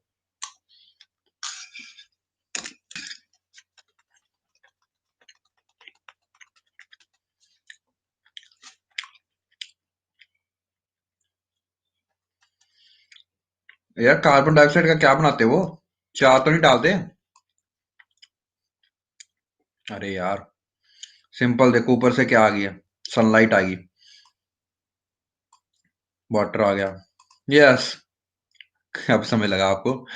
तो that means they forms photosynthesis से बायोमोलिक्यूल्स बनाते हैं। Like which biomolecules they form? Like carbohydrates, ठीक है? ठीक है, उनको कौन खाता है? फिर से रेस्पायर करते हैं एनिमल्स, ठीक है? ओके, नॉर्मल तो ये साइकिल चलता रहना चाहिए, लेकिन सिर्फ यहां से थोड़ा कार्बन आती है। कार्बन आपकी सॉइल से भी तो आती है, ठीक है? और जब आप रेस्पायर करते हो, ये कार्बन डाइऑक्साइड एटमॉस्फेयर में भी तो जाती है, ठीक है? एटमॉस्फेयर से ये सारी जाती है, सॉइल में भी होती है, ये कार्बन साइकिल पूरा ऐसे वर्क डाउन होता है। अब जब ये प्लांट्स, एनिमल्स है, जब ये मर जाते हैं, ठीक है ना, ये डेड हो जाते हैं, तो सारे का सारा कहाँ चले जाता है? सॉइल में चले जाता है carbon dioxide. Done done done. Okay, soil से बैक्टीरिया फिर से रिलीज करते हैं उसको, कार्बन डाइऑक्साइड को एटमॉस्फेयर में, एटमॉस्फेयर से फिर प्लांट अब्सॉर्ब करते हैं। जब ये भी मर जाते हैं, तो ये भी कहाँ पे चले जाता है? ऑर्गेनिक मैटर, सॉइल में चले जाता है। Done done done. तो ये समझ लो, ये एनवायरमेंट साइकिलिंग है, प्रॉपर साइकिलिंग ऑफ न्यूट्रिएंट्स। अब पंगा क्या पड़ रहा है, सुनो, पंगा क्या पड़ रहा है। हमारे हजारों करोड़ों सालों की जितने भी प्रजातियां, जितने भी मतलब प्लांट्स और डेड एनिमल्स थे, जब वो दब जाएंगे, जमीन के अंदर चले जाएंगे, तो वो पेट्रोलियम बना देंगे, कोल बना देंगे, पेट्रोलियम, कोल, ये वाले प्रोडक्ट्स। पंगा क्या है कि ये कोल जब तक धरती के अंदर है तो ठीक है, लेकिन जब हमने ह्यूमंस ने इसको बाहर निकाल दिया, ठीक है, तो पहले जो कार्बन फिक्स था, कार्बन जो कार्बन के रूप में कार्बन फिक्स था, कोल के रूप में कार्बन फिक्स था, पेट्रोल के रूप में, डीजल के रूप में आपकी धरती के अंदर था। पूरे साइकिल में तो नहीं आया था ना ये? इस साइकिल में तो नहीं आया था। ये बैलेंस साइकिल है ना, ये वाला, late me show you, this is the balance cycle ना, ये वाला साइकिल बैलेंस था ना। अब हमने क्या कर दिया, ऐड कर दिया कार्बन। कार्बन कहां से निकाला, अपनी जरूरत के लिए निकाला हमने। कहां से निकाला, धरती को खोद के निकाला हमने, ठीक है। अब कार्बन जब ऑक्साइड ऑक्सीजन में भलेगा तो क्या बनाता है, कार्बन डाइऑक्साइड। पर ये कार्बन डाइऑक्साइड जितनी भी बढ़ रही है, इकट्ठी कहां हो रही है, सारी की सारी जा, आप प्लांट्स को, और ऊपर से हम क्या कर रहे हैं, प्लांट्स को काटते जा रहे हैं, ट्रीज को काटते जा रहे हैं, फॉरेस्ट को काटते जा रहे हैं, ठीक है ना। Done done done. तो what are we doing, we are imbalancing the nature, imbalancing the environment. Okay, तभी तो बोलते हैं ना कि nature is a very delicate thing. हर चीज जो इसमें ऐड कर रहे हो, उसका एक आपको नेगेटिव इफेक्ट देखने को मिलेगा ही मिलेगा, ठीक है। तो ऊपर से जो फिक्स करता है उस प्रॉब्लम को, आप उसको काट रहे हो, ठीक है। Done done done. अब जो इतना कार्बन डाइऑक्साइड आ रहा है, ये क्या कर रहा है, ग्रीन हाउस इफेक्ट।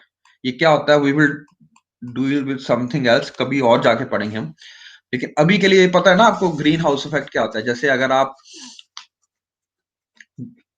धूप में अपनी गाड़ी खड़ी करते हो, सब गर्मी में 11 बजे, आप सोचो गर्मियों में, मई जून की गर्मियां है, धूप में गाड़ी खड़ी किया, जैसे ही आप गाड़ी के अंदर जाके बैठते हो, ठीक है ना, तो आपको पता चलता है कितनी गर्मी है, सीट में बैठ के, है ना, कि बहुत ज्यादा ये बैठा नहीं जा रहा मेरे से, है ना।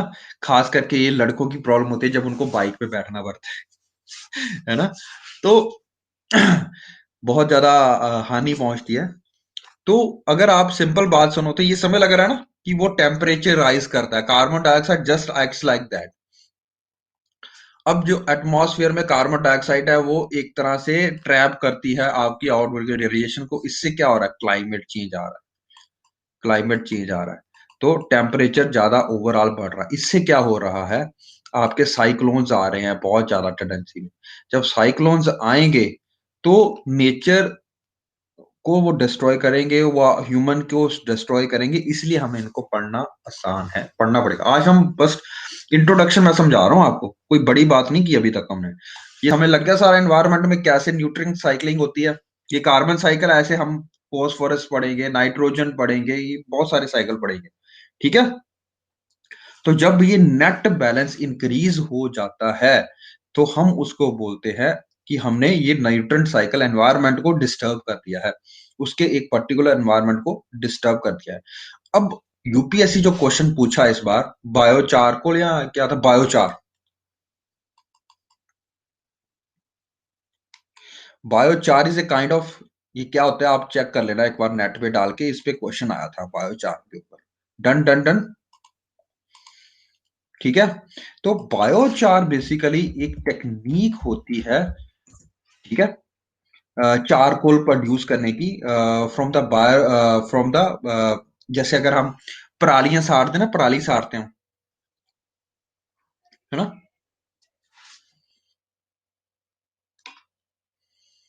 पराली साड़ते थे, अभी बहुत ज्यादा प्रॉब्लम आ रही थी उससे। तो देखो यूपीएससी में इस पे क्वेश्चन बना दिया बायोचार में, ठीक है। Biochar is a kind of, biomass, जो भी आपके पास तूड़ी बचती है, ये बायोमास है एक तरह, ठीक है ना। क्योंकि उसका अब और क्या क्या रोल नहीं है उसका कोई भी सिस्टम में। अब उसका आप क्या यूज करोगे, जब उसको जला दोगे नेक्स्ट फसल के लिए, तो वो सारे का सारा धुआं इकट्ठा हो जाएगा, कार्बन डाइऑक्साइड इकट्ठी हो जाएगी, एंड दिल्ली में क्या इफेक्ट पड़ता है वो सब कुछ आपको पता है। रेदर देन उसको जलाने के अच्छा है कि आप जलाने के अच्छा है उसका यूटिलाइज करो, ठीक है, उसका चारकोल बना दो। चारकोल, चार इसलिए ना बोलते हैं बायोचार, ये चारकोल बना दो with less amount of oxygen. जब उसको आप बर्न करते हो तो चारकोल बन जाता है। तो ये बायोचार बेसिकली आपकी जो bio pellets, yes Harsimran, bio pellets, ये मैंने बहुत पहले लेक्चर लिया था पिछले साल, और उस पे क्वेश्चन आया था। ये 2020 में मैंने ये लेक्चर लिया हुआ, बच्चों को पता होगा जो पुराने हैं। बायो पैलेट्स मैंने उनको एक्सप्लेन किया था क्या होते हैं। तो बायो पैलेट्स या बायोचार इज सिमिलर थिंग, ठीक है। तो ये एक एक तरह से वो ब्लैक ब्लैक से बन जाता है ना। और उसका फायदा क्या है? उसका फायदा कि अगर आप उसको जमीन पे डालते हो तो उसको कार्बन जो है फिक्स हो रहा है, ठीक है ना। कार्बन फिक्स हो रहा है, कार्बन फिक्सेशन हो रही है, कार्बन जो है वो ट्रैप हो रहा है सॉइल में, ठीक है। जब सॉइल में रहेगा तो एटमॉस्फेयर में नहीं जाएगा ना। एटमॉस्फेयर में नहीं जाएगा कार्बन डाइऑक्साइड तो ग्लोबल वार्मिंग नहीं होगी। ग्लोबल वार्मिंग नहीं होगी तो क्लाइमेट चेंज नहीं होगा। क्लाइमेट चेंज नहीं होगा तो ये सारे साइकिल को तोड़ने की कोशिश की जा रही है इसी तरह से, ठीक है। बहुत सारे रूल्स एंड रेगुलेशंस बनाए जाते हैं एनवायरनमेंट को सेव करने के लिए। इसी को इस तरह से समझने की कोशिश, ठीक है। Done done done. You understand this concept? अच्छा, एक बायोस्फीयर बड़ा नाम आता है। What is biosphere? बायोस्फीयर होता क्या है? ये 3 इंटरेक्शन से बनता है, ठीक है। That component of earth that supports biological life या सपोर्टिंग लाइफ, ठीक है ना, that component is known as biosphere. जैसे कि ये एटमॉस्फेयर दिख रहा है आपको, एयर। लैंड वाला इसको हम बोलते हैं लिथोस्फीयर, ठीक है। वाटर में जा आ रहा तो हम बोलते हैं हाइड्रोस्फीयर। तो ये जहां पे इंटरेक्शन हो रही है, बायोस्फीयर वो वाला एरिया जहां पे यहाँ पे इसका लिविंग ऑर्गेनिजम्स इंटरेक्ट कर पाते हैं आपस में, तो we will call that as biosphere, ठीक है। बायोस्फीयर में क्या आएगा? All the living organisms on earth together with the dead organic matter produced by them is known as biosphere, ठीक है। तो उसमें आपका लिथोस्फीयर मतलब लैंड भी आएगी, एटमॉस्फेयर मतलब एयर भी आएगा, हाइड्रोस्फीयर मतलब वाटर भी आएगा। तो ये अगर तीनों चीजें पढ़ रहे हो, what are they? Biosphere is again the result of interaction of biotic components, यानी कि biological component plus abiotic components. What are abiotic components? Air, water, lithosphere. ये जीवित तो नहीं है ना, जैसे पंच धातु आपने सुना होगा, हमारी फिलोसफी होती है पंच धातु, तो वैसे ही ये होता है पंच धातु की तरह, ठीक है। अब नेक्स्ट चीज आती है, biosphere is absent at the extremes in the north and south pole. ये आपको पता लगा बात क्या है?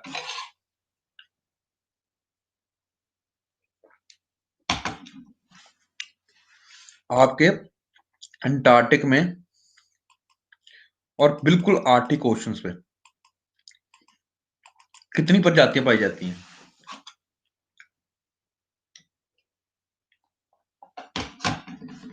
बताओ, किस तरह की बायोडाइवर्सिटी पाई जाती है वहां पे? There is no biodiversity in Arctic and Antarctic, ठीक है। मतलब इन टर्म्स ऑफ बायोस्फीयर वहां पे नहीं है, ठीक है। Done done done. तो लाइफ जहां पे नहीं है वहां पे बायोस्फीयर नहीं है। Done. Okay okay okay. You understand this concept? तो बिल्कुल एक्सट्रीम में जहां पे बहुत ज्यादा आपको हवा दिखती है अंटार्कटिक है। माइंड यू दीज जो अभी आपने देखा polar bears and these are, ये पाए तो जाते हैं बट बहुत ज्यादा अंदर नहीं पाए जाते हैं, ठीक है। तो दे आर फाइंड इन टेका बोरियल फॉरेस्ट, वहां पे ज्यादा देखने को मिलते हैं आपको, ठीक है ना। ये जो प्रजातियां होती हैं वहां पे बहुत कम प्रजातियां होती हैं। बायोस्फीयर वहां पे जहां कोई भी लाइफ है ना, जहां पे भी लाइफ है, एक्सट्रीम्स में बोला हूं, extreme of north and south pole पे कोई लाइफ नहीं है। हम जबरदस्ती जाके बैठे हैं बट हमारा वो नेचुरल हैबिटेट नहीं है, ठीक है। हम वहां पे अंटार्कटिक में जाके रिसर्च कर रहे हैं हम, बट आप बोलो सर हम वहां पे रहते हैं, नहीं, आप वहां पे नॉर्मली नहीं रहते हो। आप वहां पे कहाँ पे रहते हो? नीचे वाले एरिया, न्यूजीलैंड हो गया, यहाँ जहाँ ऊपर वाले एरियाज हो गए, रशिया हो गया, साइबेरिया हो गया। They are not extremes. Extreme मतलब बिल्कुल नॉर्थ और बिल्कुल साउथ पोल पे। हमारे यहाँ पे इतनी ज्यादा ठंड होती है, -80 डिग्री होता है, वहां पे कोई नॉर्मल प्रजाति नहीं रह सकती है। इसीलिए हम बोलते हैं कि biosphere is absent in the extremes, ठीक है, नॉर्थ एंड साउथ पोल। अब वहां पे कुछ फंगाई भी हो सकते हैं, बैक्टीरिया भी रह सकते हैं स्पोर्स की फॉर्मेशन में। स्पोर्स मतलब they are not active, active नहीं है वहां पे, ठीक है ना। वो 8,000 के ऊपर, ठीक है, 8,000 मीटर तक के ऊपर रह सकते हैं, बट हम उनको इंक्लूड नहीं करते हैं बायोस्फीयर में, ठीक है जी। You understand what is biosphere? अब जो बायोम्स है, ये चीज क्या है भैया? ये बायोस्फीयर की आगे वाली क्लासिफिकेशन है। किस तरह से हम बायोस्फीयर को डिवाइड करते हैं? तो बायोस्फीयर को हम डिवाइड करते हैं बायोम्स में। बायोम्स में एक कैरेक्टरिस्टिक फीचर होता है, they are recognizable by characteristic structure of it is dominant vegetation. अच्छा, अब ये बात क्या है भैया, डोमिनेंट वेजिटेशन का क्या मतलब होता है? बताइए।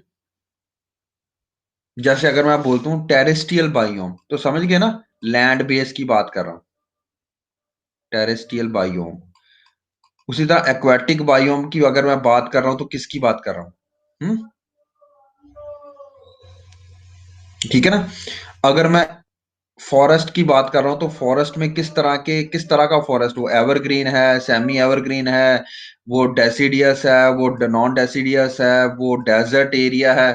These all are different types of biomes characterized by a particular kind of vegetation. Suppose मैं बात कर रहा हूं एवरग्रीन फॉरेस्ट की, एवरग्रीन रेन फॉरेस्ट की।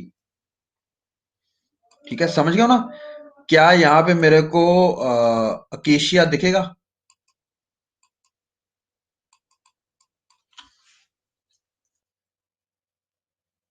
बताइए, ओक ट्री दिखेगा यहाँ पे? कॉनिफर्स दिखेंगे यहाँ पे? अरे कहाँ दिखेंगे यार, कॉनिफर्स तो पहाड़ों में दिखते हैं। आपको क्या बात कर रहे हो? मॉन्टेन फॉरेस्ट, त्रिकोणीय दरख्त नहीं देखे आपने? एवरग्रीन फॉरेस्ट में आपको क्या देखने मिलता है? ओक ट्री नहीं देखने को मिलता है, डेसिडियस होता है ओक ट्री, ठीक है ना। कॉनिफरस नहीं देखने को मिलते हैं यहाँ पे। पर्टिकुलर टाइप ऑफ जो दरख्त है वही आपने को देखने को दिखेंगे, अदरवाइज और कोई देखने को नहीं मिलेगा। तो डोमिनेंट वेजिटेशन कौन सी है वहां पे? उस प्रकार से डिफरेंट टाइप के बायोम्स होते हैं हमारे पास, ठीक है। Okay, done done done. Okay, तो बायोस्फीयर बहुत बड़ा, बायोओम उससे कम छोटा छोटा होता है, पर्टिकुलर होता है, ठीक है ना। तो आप या तो टेरेस्ट्रियल बायोस्फीयर में आपका लैंड भी आ जाएगा, आपका एयर भी आ जाएगा, आपका हाँ वाटर भी आ जाएगा। लेकिन इनकी इंटरेक्शन कहाँ पे हो रही है? जहां पे लिविंग ऑर्गेनिजम्स है, ठीक है ना। ये बहुत बड़ा सर्कल है, अर्थ इज ए बायोस्फीयर, है ना। बायोम और वो कहाँ पे एब्सेंट होते हैं बायोस्फीयर, मैंने आपको बता दिया। बायोम्स क्या है? वो particular area characterize by particular type of vegetation, ठीक है ना। ये देखो डोमिनेंट वेजिटेशन क्या है वहां, ठीक है। Done done done. ठीक है। अब बायोम्स के नीचे होता है इकोसिस्टम, इकोसिस्टम के नीचे होता है कम्युनिटी, कम्युनिटी के नीचे होता है पॉपुलेशन, और पॉपुलेशन के नीचे होता है ऑर्गेनिज्म, ठीक है। Like, are you getting to know this by this example? ये देखो, दिख रहा, बायोस्फीयर बिल्कुल एक्सट्रीम पे कोई आपका नहीं होता है, ठीक है ना। बायोस्फीयर नहीं होता क्योंकि वहां पे कोई प्रजाति नहीं होती।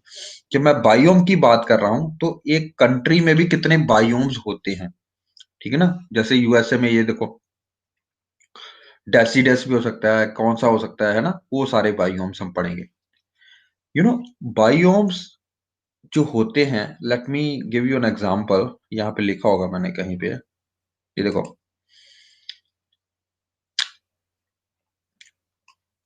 इंडिया का मैप देख रहे हो? ये देख रहे हो, ये भी एक बायोम है, मोन्टेन बायोम। उसके बाद ये देखो डेजर्ट बायोम, फिर सेमी एरिड बायोम, फिर highland biome, Gangetic plains, Deccan plateau, western Ghats, eastern Ghats, ठीक है ना। ये जो जियोग्राफिकल एरियाज होते हैं हमारे पास, ये कंट्री स्पेसिफिक है, तो हम इसको बोलते हैं biogeographical regions, biogeographic regions. Let me explain this to you, क्योंकि एक बार क्वेश्चन में ये पेपर में आ चुका है। तो सबसे पहले क्या होता है बायोस्फीयर? सॉरी, सबसे ऊपर होता है बायोस्फीयर, ठीक है। डन विद दिस थिंग, ठीक है। उसके नीचे वैसे तो बायोम आना चाहिए, लेकिन कई बुक्स में क्या लिखा है, और एनसीईआरटी में भी ये लिखा हुआ, bio geographical realms, bio geographical realms, REALMS, realms. ठीक है, अब ये क्या चीज है भैया, लेट मी शो यू। ये दिख रहा है, नी Arctic region, Neotropical region, पूरे का पूरा कॉन्टिनेंट में जिस तरह सा है, Ethiopian region, oriental region, Australasian region, Oceania region, ठीक है, Antarctic region, Palearctic region. ठीक है, अगर आप देखो ना, इनकी जो करेक्टरिस्टिक्स यहाँ पे पाए जाते हैं, जो यहाँ पे नहीं पाए जाते हैं, या यहाँ पे नहीं पाए जाते हैं, इस तरह से आप geographical region wise, continent wise अगर आप डिवाइड करते हो ना, ठीक है ना, 6 रीजन को डिवाइड करते हो, यानी कि यूरोप और एशिया को पेल आर्टिक में डालते हैं, नॉर्थ अमेरिका को हम डालते हैं नियर आर्टिक रीजन में, जैसे कनाडा और अमेरिका। ठीक है, तो अगर हम कॉन्टिनेंट वाइज अगर हम डिवाइड करना चाहें, तो उसके आगे बहुत सारे छोटे छोटे 6 तरह के हमारे पास क्या है, रीजन्स है, रियलम्स हैं हमारे पास। Done done done. अब रियल्म्स में जैसे अगर मैं बात कर रहा हूं, just to take an example, USA और कनाडा, ठीक है ना, क्योंकि ये टेम्परेट रीजन्स में है, यानी कि नॉर्मली इनकी जो लोकेशंस है वो है 43 डिग्री से ऊपर, 44 42 डिग्री से ऊपर, है ना, 40 डिग्री से ऊपर है ये सारे के सारे लोकेशंस कनाडा। तो यहाँ पे ठंड बहुत ज्यादा होती है, आपने देखा होगा। और यूएसए और कनाडा के अपर रीचेस में बहुत, जहाँ पे ये बहुत ऊपर ऊपर है, तो वहां पे तो बर्फ भी बहुत पड़ती है, आपने देखा होगा, है ना। तो इनकी बहुत सारी जो नॉर्मल जो बायोजियोग्राफी है ना, वो कॉमन है।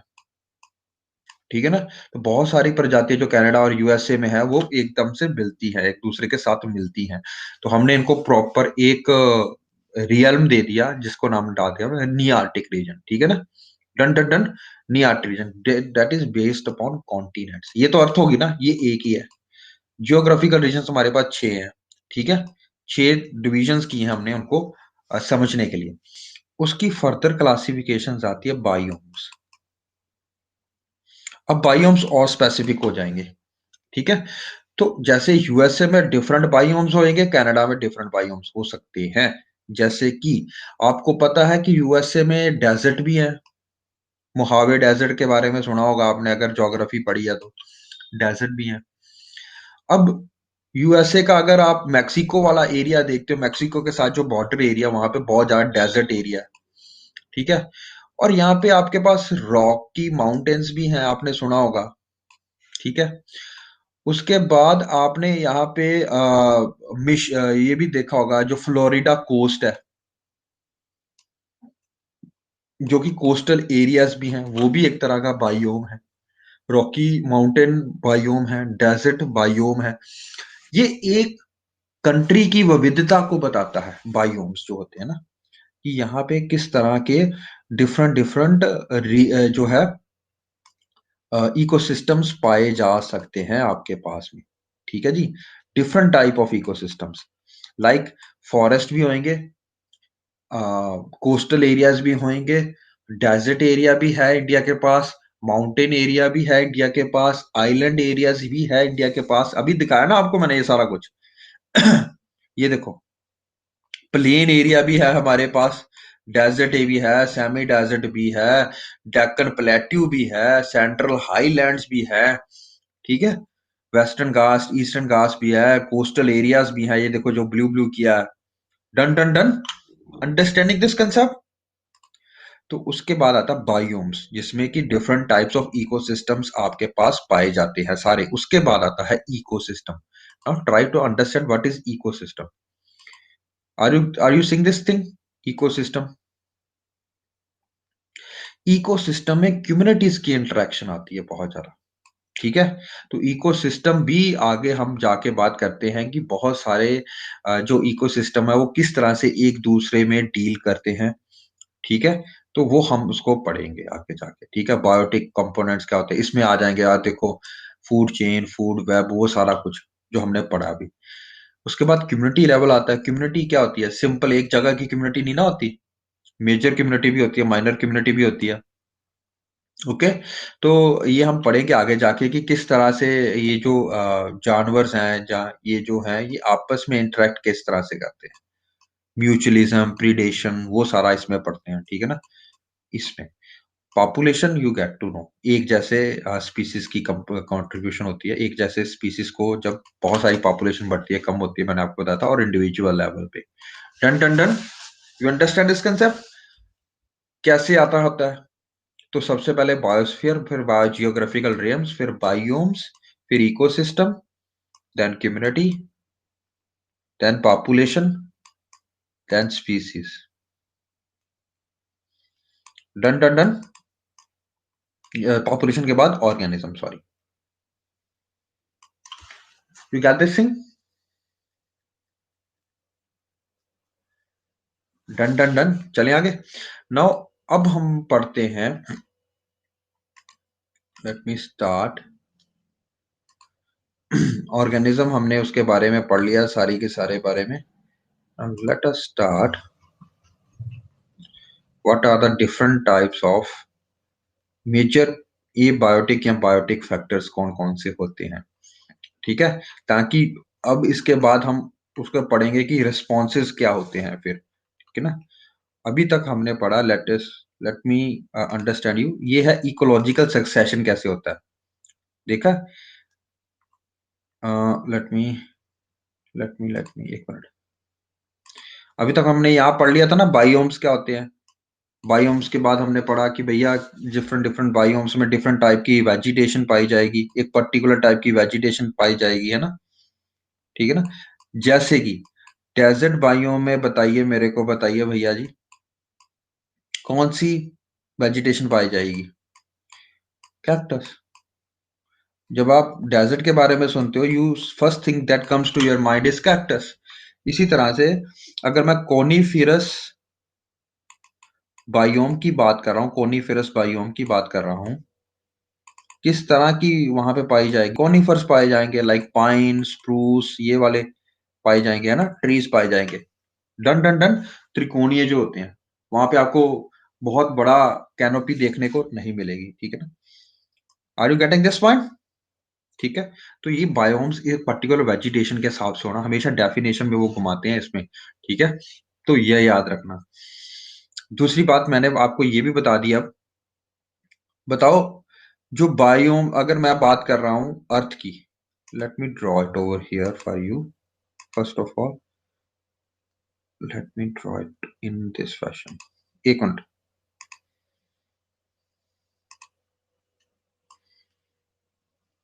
Okay, let me now draw and let me change the colour. Okay, तो this is your Tropic of, ये थोड़ा ज्यादा हो गया, रुको। दिस इज योर इक्वेटर, ठीक है। This is your Tropic of Cancer, Capricorn, ठीक है। 23.5 degree north and south, you know ना क्या होते हैं, ओके। ना देर इज टेम्परेट रीजन, मान लो ठीक है, लाइट डे, ठीक है। Then there is polar region, एक जैसी हैं, ठीक है ना। दिस इज 0 डिग्री, ठीक है। while moving from here to polar region and from here to these polar regions, what do you think biodiversity किस तरह से वेरी करती है,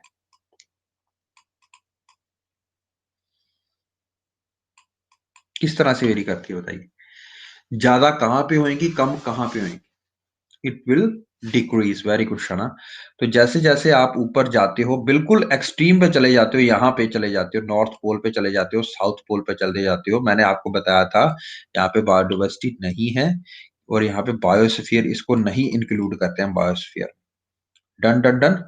जैसे जैसे आप नीचे से ऊपर जाते हो, biodiversity goes on decreasing. Done done done. Okay. क्यों? क्योंकि टेम्परेचर भी बढ़ता जाता है, ठीक है। क्योंकि ए बायोटिक फैक्टर्स जो होते हैं, जो आपका एनवायरनमेंट बनाते हैं एक पर्टिकुलर इकोसिस्टम का, एक पर्टिकुलर बायोम का, वो जो है वो ज्यादा सिवियर की तरफ जाता रहता है। टेम्परेचर जो है वो बिल्कुल डिक्रीज होता जाएगा, आपको पता है। जैसे जैसे ऊपर जाओगे, temperature will go on decreasing, sunlight की अवेलेबिलिटी डिक्रीज हो जाएगी, पानी in the form of precipitation. Precipitation देखो, रेनफॉल होता है ना, हम रेनफॉल की बात करते हैं, तो रेनफॉल एक तरह का प्रेसिपिटेशन है। Precipitation is very broad term, उसमें हेल भी आते हैं, गड़े भी आते हैं, स्नो पड़ना भी आती है, ये सारा कुछ आता है ना।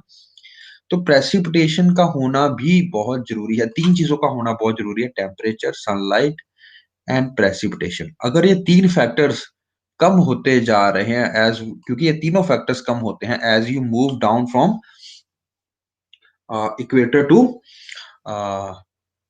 पोल्स, तो इसी कारणवश, क्योंकि ये तीन फैक्टर्स बहुत इंपॉर्टेंट है, तो ये कम होते जा रहे हैं या सीवियर की तरफ जाते जा रहे हैं, तो जो ऑर्गेनिज्म की डाइवर्सिफिकेशन है वो भी कम होती जाएगी, तो बायोडाइवर्सिटी कम होती जाएगी आपकी as you move from equator to the poles. Done done done. Now important thing, another important thing is, ये आपको बता दिया मैंने, ये भी कर लिया हमने। ये डायग्राम देखो जरा, अब समय लग रहा, ये रेन फॉरेस्ट देख रहे हो, it is a particular find of biome, savanna biome, desert biome, लग रहा समझ। अब जैसे हम नीचे से ऊपर जा रहे हैं, देखो we are moving from, this is equator, ठीक है ना, ये क्या है, आर्टिक, तो हम 0 डिग्री से पूरा ऊपर जा रहे हैं, 90 डिग्री तक जा रहे हैं। Are you getting this point. तो जैसे जैसे ऊपर जा रहे हो तो बायोडाइवर्सिटी क्या हो रही है, कम होती जा रही है, ठीक है। डन डन डन, लग गया समझ। ये देखो, ट्रॉपिकल एरिया, टेम्परेट एरिया, सब आर्टिक एरिया और आर्टिक एरिया। आर्टिक में टुंड्रा और बिल्कुल कोल्ड, टेम्परेचर क्या हो रहा है, हॉट से कोल्ड की तरफ जा रहा है, डिक्रीज कर रहा है टेम्परेचर। डन। यहाँ पे मॉइस्चर भी क्या हो रहा है, देखो मॉइस्चर कहाँ ज्यादा होगा, रेन फॉरेस्ट में या ड्राई एरिया में, डेजर्ट एरिया में, बताइए। This is very important slide, ठीक है ना, समझ लगा, लग रहा समझ। ठीक है, तो रेन एरिया में ज्यादा मॉइस्चर होगा, मॉइस्चर का कहने का मतलब है वाटर, बेसिकली प्रेसिपिटेशन, ठीक है ना। तो वाटर कहाँ ज्यादा होगा, रेन फॉरेस्ट में ज्यादा होगा, डेजर्ट में कम होगा। Done done done. बीच में कौन सा एरिया आता है, देखो सवाना ग्रासलैंड एरिया आता है। अब बताओ मेरे को, लग रहा है समझ, इट्स इजी टू अंडरस्टैंड ना, एवरीथिंग इज नाउ इम्पोर्टेंट। अच्छा, फॉरेस्ट यहाँ पे भी है, फॉरेस्ट यहाँ पे भी है, ये देखो टेम्परेट एरिया में, फर्क फॉरेस्ट तेगा एरिया में भी है, मतलब कनाडा में भी तो फॉरेस्ट होते हैं।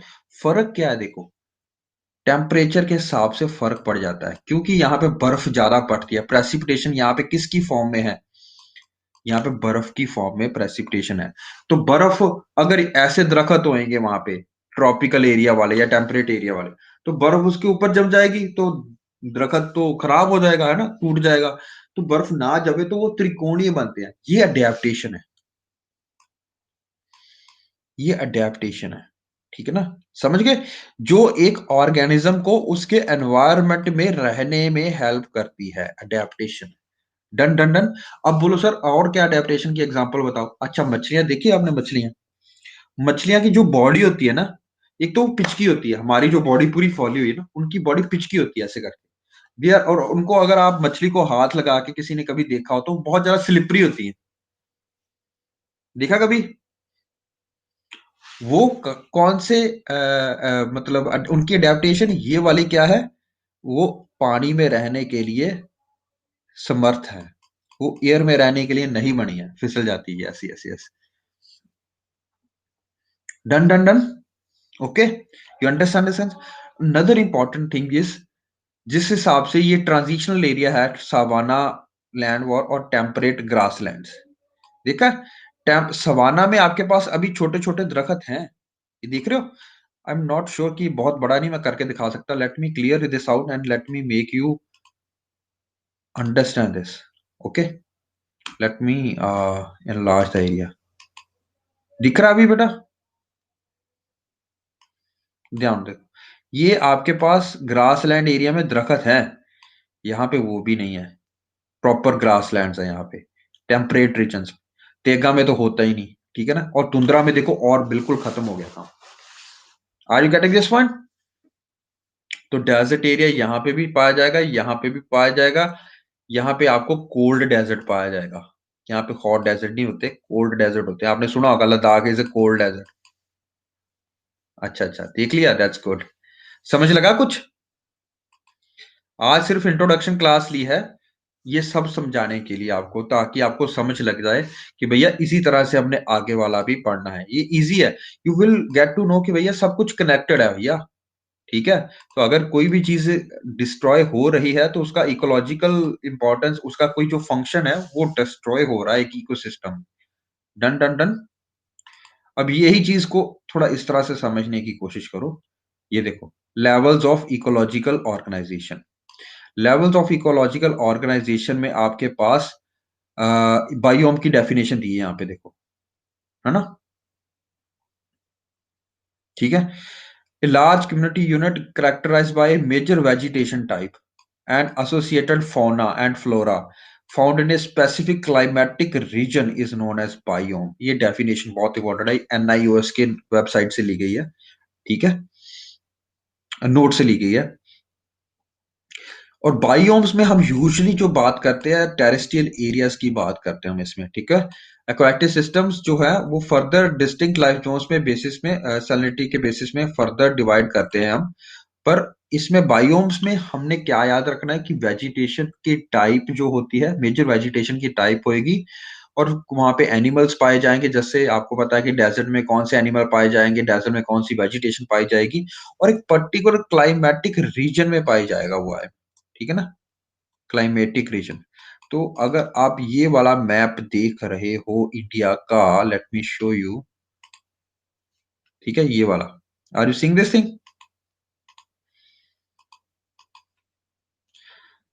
दिस एरिया एक का पर्टिकुलर क्लाइमेट होगा। ठीक है ना, क्लाइमेट यहाँ पे क्या है? Climate are the a physical factors, यानी कि टेम्परेचर होगा हाई, वाटर कंटेंट होगा लो, ठीक है, प्रेसिपिटेशन होएगी लो, सनलाइट होएगी हाई। ठीक है, ये इसका क्लाइमेट बनाएगी। क्लाइमेट बन गया, उसके बाद यहाँ पे बायोम कैसे बनेगा, वहां पे उस तरह की प्रजातियां पाई जाएंगी, लाइक क्रोकोडाइल, सॉरी क्रोकोडाइल बोल दिया, सॉरी। डेजर्ट में किस तरह की प्रजातियां पाई जाती है बताइए? कैक्टस पाया जाएगा, प्लांट्स में एनिमल्स कौन सा आएगा, कैमल पाया जाएगा, यस। ठीक है ना, स्नेक्स पाए जाएंगे। ठीक है ना, टन टन टन। तो वो पर्टिकुलर बायोम की बात कर रहे हैं। चलिए आगे, इसको बहुत समझने की बात है। ये देखो सारी डेफिनेशंस दी हुई है। ऑर्गेनिज्म क्या होता है, बेसिक यूनिट ऑफ स्टडी होता है। पॉपुलेशन क्या होता है, group of organism consisting of A number of different population that live in A defined area and interact with each other. ठीक है। Community, group of organisms consisting of number of different species, इसमें अब different species भी आ जाएंगी। इसमें same species है, देखो, same species, इसमें डिफरेंट स्पीसीज, यानी खरगोश भी आ जाएगा, बांदर भी आ जाएगा, ऑल भी आ जाएगा, ये सारे आ जाएंगे। ठीक है ना, डिफरेंट स्पीसीज भी आ जाएंगी, चिंपैंजी आ जाएगा, एप आ जाएगा, ये बफेलो आ जाएगा, ये प्लांट्स आ जाएंगे। किस तरह से इनकी इंटरेक्शन होती है, that will B it's community interaction.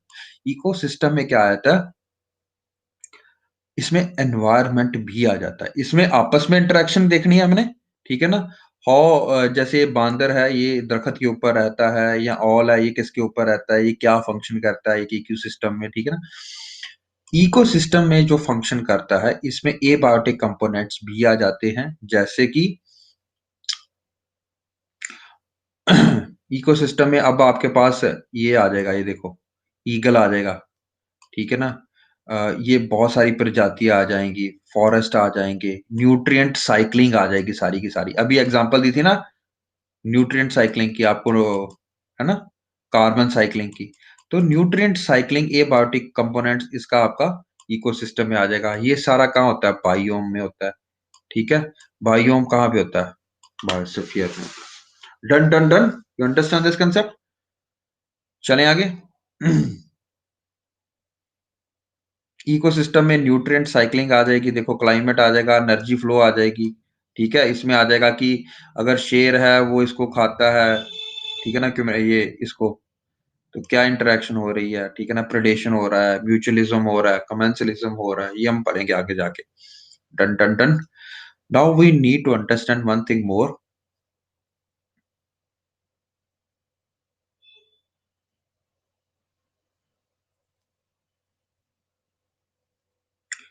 What are you trying to say sir Shana? I am not understanding. क्या बात कर रहे हो? ओके, सो हैबिटेट क्या होती है? हैबिटेट के बारे में अभी अभी हमने बात की थी। Habitat is a physical environment in which the organism lives, address of an organism. ठीक है, कहाँ पे वो रहता है, एड्रेस क्या है वो, habitat. Many habitats that make up the environment. समझ गए, ये सारे के अर्थ में सारे के सारे हैबिटेट्स हैं, ये सारे मिला के ये एक एनवायरनमेंट बनाते हैं। ठीक है, ओके। सिंगल बहुत बड़ा भी हो सकता है, मैंने बात की थी, बहुत छोटा भी हो सकता है, स्पेसिफिक हो सकता है। पीडीएफ, पीडीएफ बेटा मैं सारे इकट्ठे करके भेजूंगा, अभी मैं तभी बोल रहा हूँ कि जैसे ये खत्म हो जाएगा अपना एनवायरमेंट इकोलॉजी, वो पूरी बुक मिलेगी आपको। ठीक है, done done done.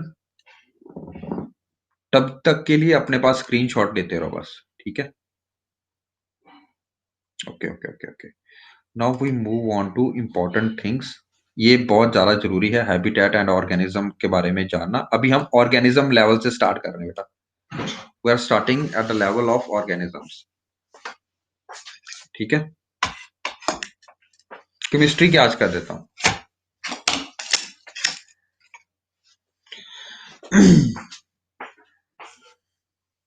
Done done done. अच्छा, ये एक समझने की बात है, हैबिटेट कैसे आता है, जैसे कि नीश क्या होता है या ऑर्गेनिज्म में हैबिटेट का क्या मतलब होता है। हैबिटेट मैंने आपको बताया छोटा भी हो सकता है, बड़ा भी हो सकता है। ठीक है ना, habitat is the physical environment in which the organism lives. ठीक है, ओके। तो जैसे कि अगर मैं बात करूं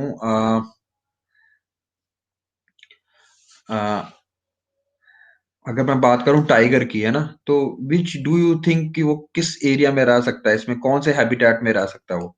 टेरेस्ट्रियल में। ठीक है ना, अगर मैं बात करूं फिशेस, तो फ्रेश वाटर फिश भी होती है, ब्रैकिश वाटर फिश भी होता है, इसको एस्टोनिन भी बोलते हैं ना, ओशन फिशेस भी होती हैं। ठीक है ना, but ocean fishes can not live in terrestrial. ठीक है ना, डन। उसी प्रकार अगर हम देखें तो स्ट्रक्चर ऑफ हैबिटेट में क्या होता है, हैबिटेट में एक ऑर्गेनिज्म जो है वो फूड के लिए जाता है, वो उसको भी इंक्लूड करेंगे। जहां पे वो शेल्टर है वो भी काम करेगा, जहां पे वाटर है वहां पे भी रहेगा। तो आपका ये सारा स्पेस आता है, फूड, शेल्टर, वाटर, वही रोटी कपड़ा और मकान। ठीक है, तो वहां पे स्पेस में इस पूरे को बोलते हैं हैबिटेट। ठीक है जी, अगर ये ऑर्गेनिज्म के लेवल पे बात कर रहे हैं तो हैबिटेट बोलेंगे, ऑर्गेनिक हैबिटेट का ऑर्गेनिज्म, ऑर्गेनिज्म का हैबिटेट बोलेंगे हम इसको। Done done done, okay. Now what is ecological niche? ठीक है, नीश क्या है, इकोलॉजिकल नीश क्या है, नेक्स्ट इंपॉर्टेंट टर्म अगर आपको याद करनी है तो इकोलॉजिकल नीश क्या होता है ये आपको पता होना चाहिए। तो आपको पता है habitat is the address of an organism. ठीक है, एड्रेस मतलब टाइगर कहाँ रहता है, यू नो टेरेस्ट्रियल में हैबिटेट में रहता है। फिशेस कहाँ रहती हैं, वो एक्वाटिक हैबिटेट में रहती हैं। ठीक है ना, तो ये एड्रेस है। पर नीश is the profession, function. Function क्या करता है वो सारा दिन, उसका काम क्या है, प्रोफेशन क्या है उसका। ठीक है, उसको हम बोलते हैं इकोलॉजिकल नीश। ठीक है, like let me give you an example. ठीक है, जैसे ये देखो, एक ही प्लांट है। ठीक है ना,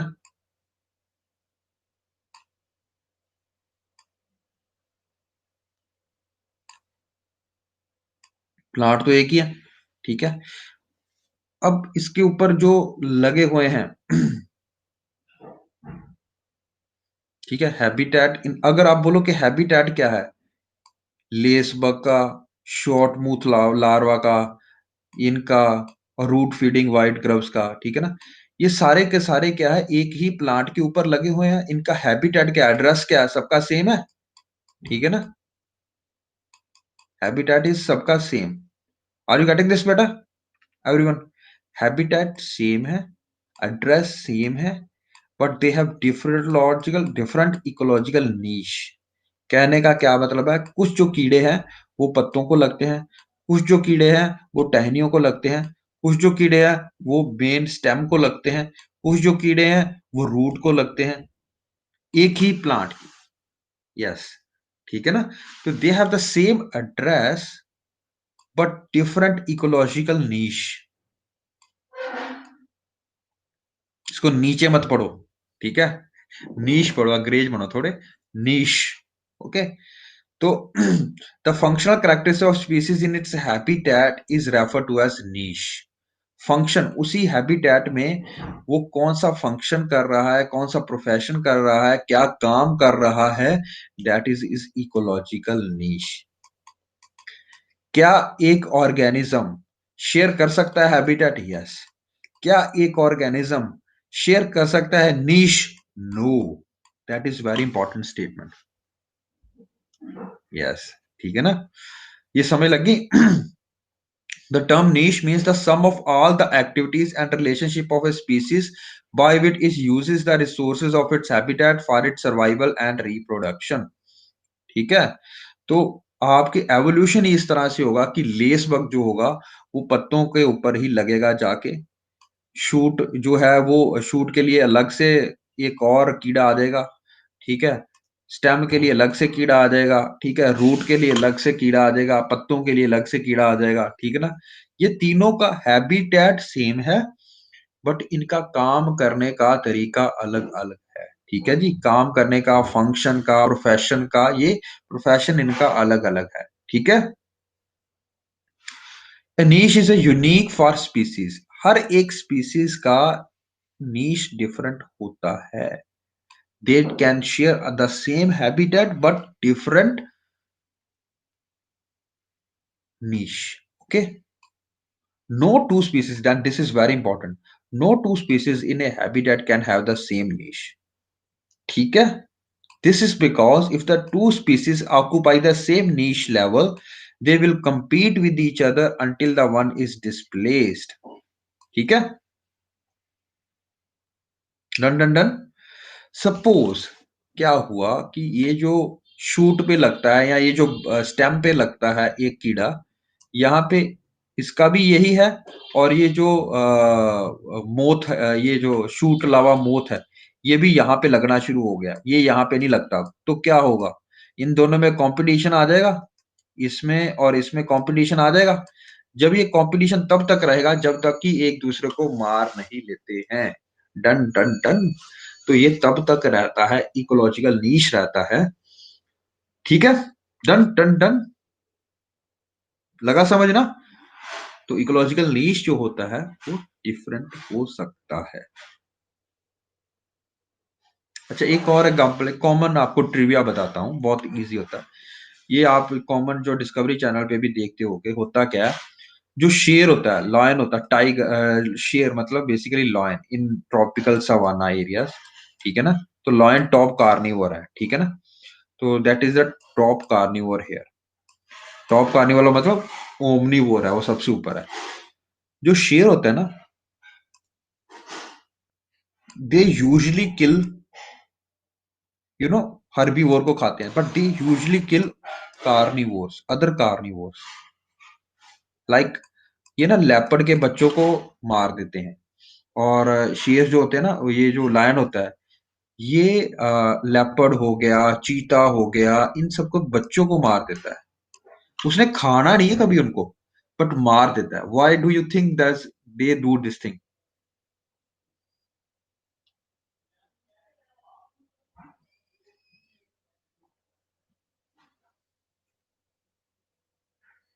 यस, वेरी गुड।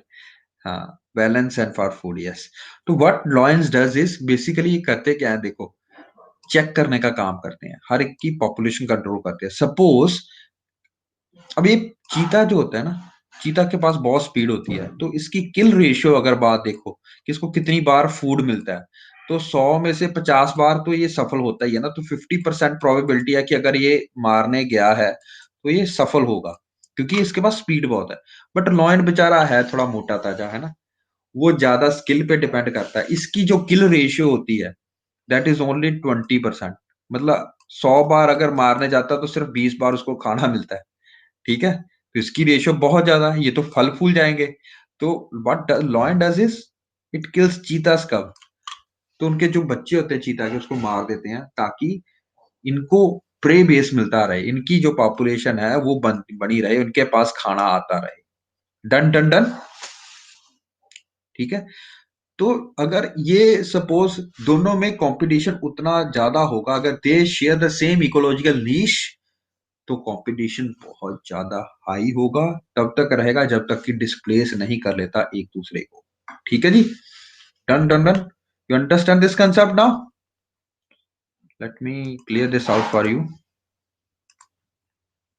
तो different habitat different ecological niche, same habitat different ecological niche. Because अगर सेम होगा तो बहुत ज्यादा कंपटीशन होगा, बहुत ज्यादा इंटर स्पेसिफिक कंपटीशन होगा, और उसके कारण एलिमिनेशन हो सकती है एक पूरी प्रजाति की।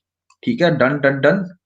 Understand this. और एग्जांपल भी है मेरे पास, जैसे ये देखो, देख रहे हो ये पूरा दरखत है। ठीक है।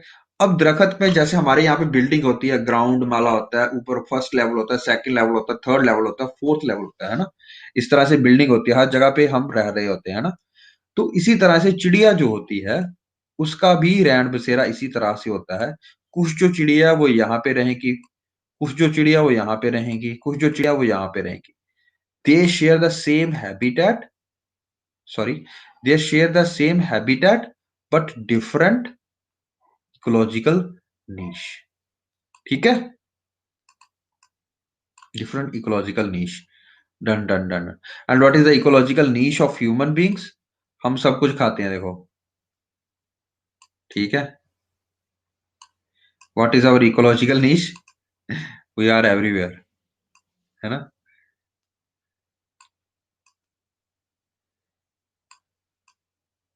हम लॉयन नहीं खाते यूजुअली बट हमारा इसमें आता है सब कुछ। ठीक है ना। चलिए, चलिए आगे चलते हैं। समझ आ रहा है? इट इज इंटरेस्टिंग और नॉट? बताइए। गुड। तो हैबिटेट और एनवायरनमेंट में क्या डिफरेंस है? हैबिटेट में लाइफ होती है, सीधी सी बात है। एनवायरनमेंट में लाइफ हो या ना हो ये डिपेंड करता है। ठीक है ना। ओके। तो एनवायरनमेंट में आपका एबायोटिक कंपोनेंट ज्यादा आता है, हम बात करते हैं एबायोटिक कंपोनेंट ही होता है मोस्टली इसमें।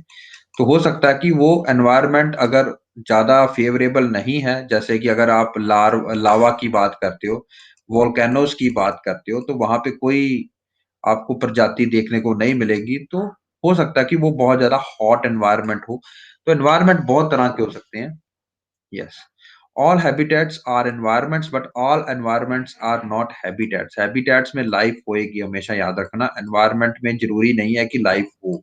ठीक है। Habitat is always a preference for of one species. ठीक है ना। तो हैबिटेट किसी एक प्रजाति का, एक स्पीसीज का प्रेफरेंस होता है। जैसे कि अभी हमने बात की, एक हैबिटेट में डिफरेंट इकोलॉजिकल नीश होते हैं, उसी तरह, है ना। फिर हम पढ़ेंगे, कल हम इसको और अच्छे से पढ़ेंगे। और I am sharing with you today, मेरे को याद करवाना कि आज बस हम इतना ही करेंगे। ठीक है। In tomorrow's lecture after having the class, कल भी हम डिस्कस करेंगे paper. Then we will discuss आपके साथ क्या कहते हैं, वी विल स्टार्ट +2 का एक चैप्टर है, ऑर्गेनिज्म एंड पॉपुलेशंस। वो डिस्कस करेंगे नेक्स्ट लेक्चर में। ठीक है। आज सिर्फ आपको ये बताना था कि भैया हमने इस प्रकार इसको पढ़ना है। प्लीज अब क्लासेस आगे वाली मत मिस करना, ये बहुत इंपॉर्टेंट है। अ, अब से आप अच्छे यूपीएससी गेम में आ रहे हो, तो उसी तरह से आपको पढ़ना है। सुमन, कल केमिस्ट्री का टेस्ट है, जितना भी आप आज मेरे को भी याद करवा देना। ठीक है।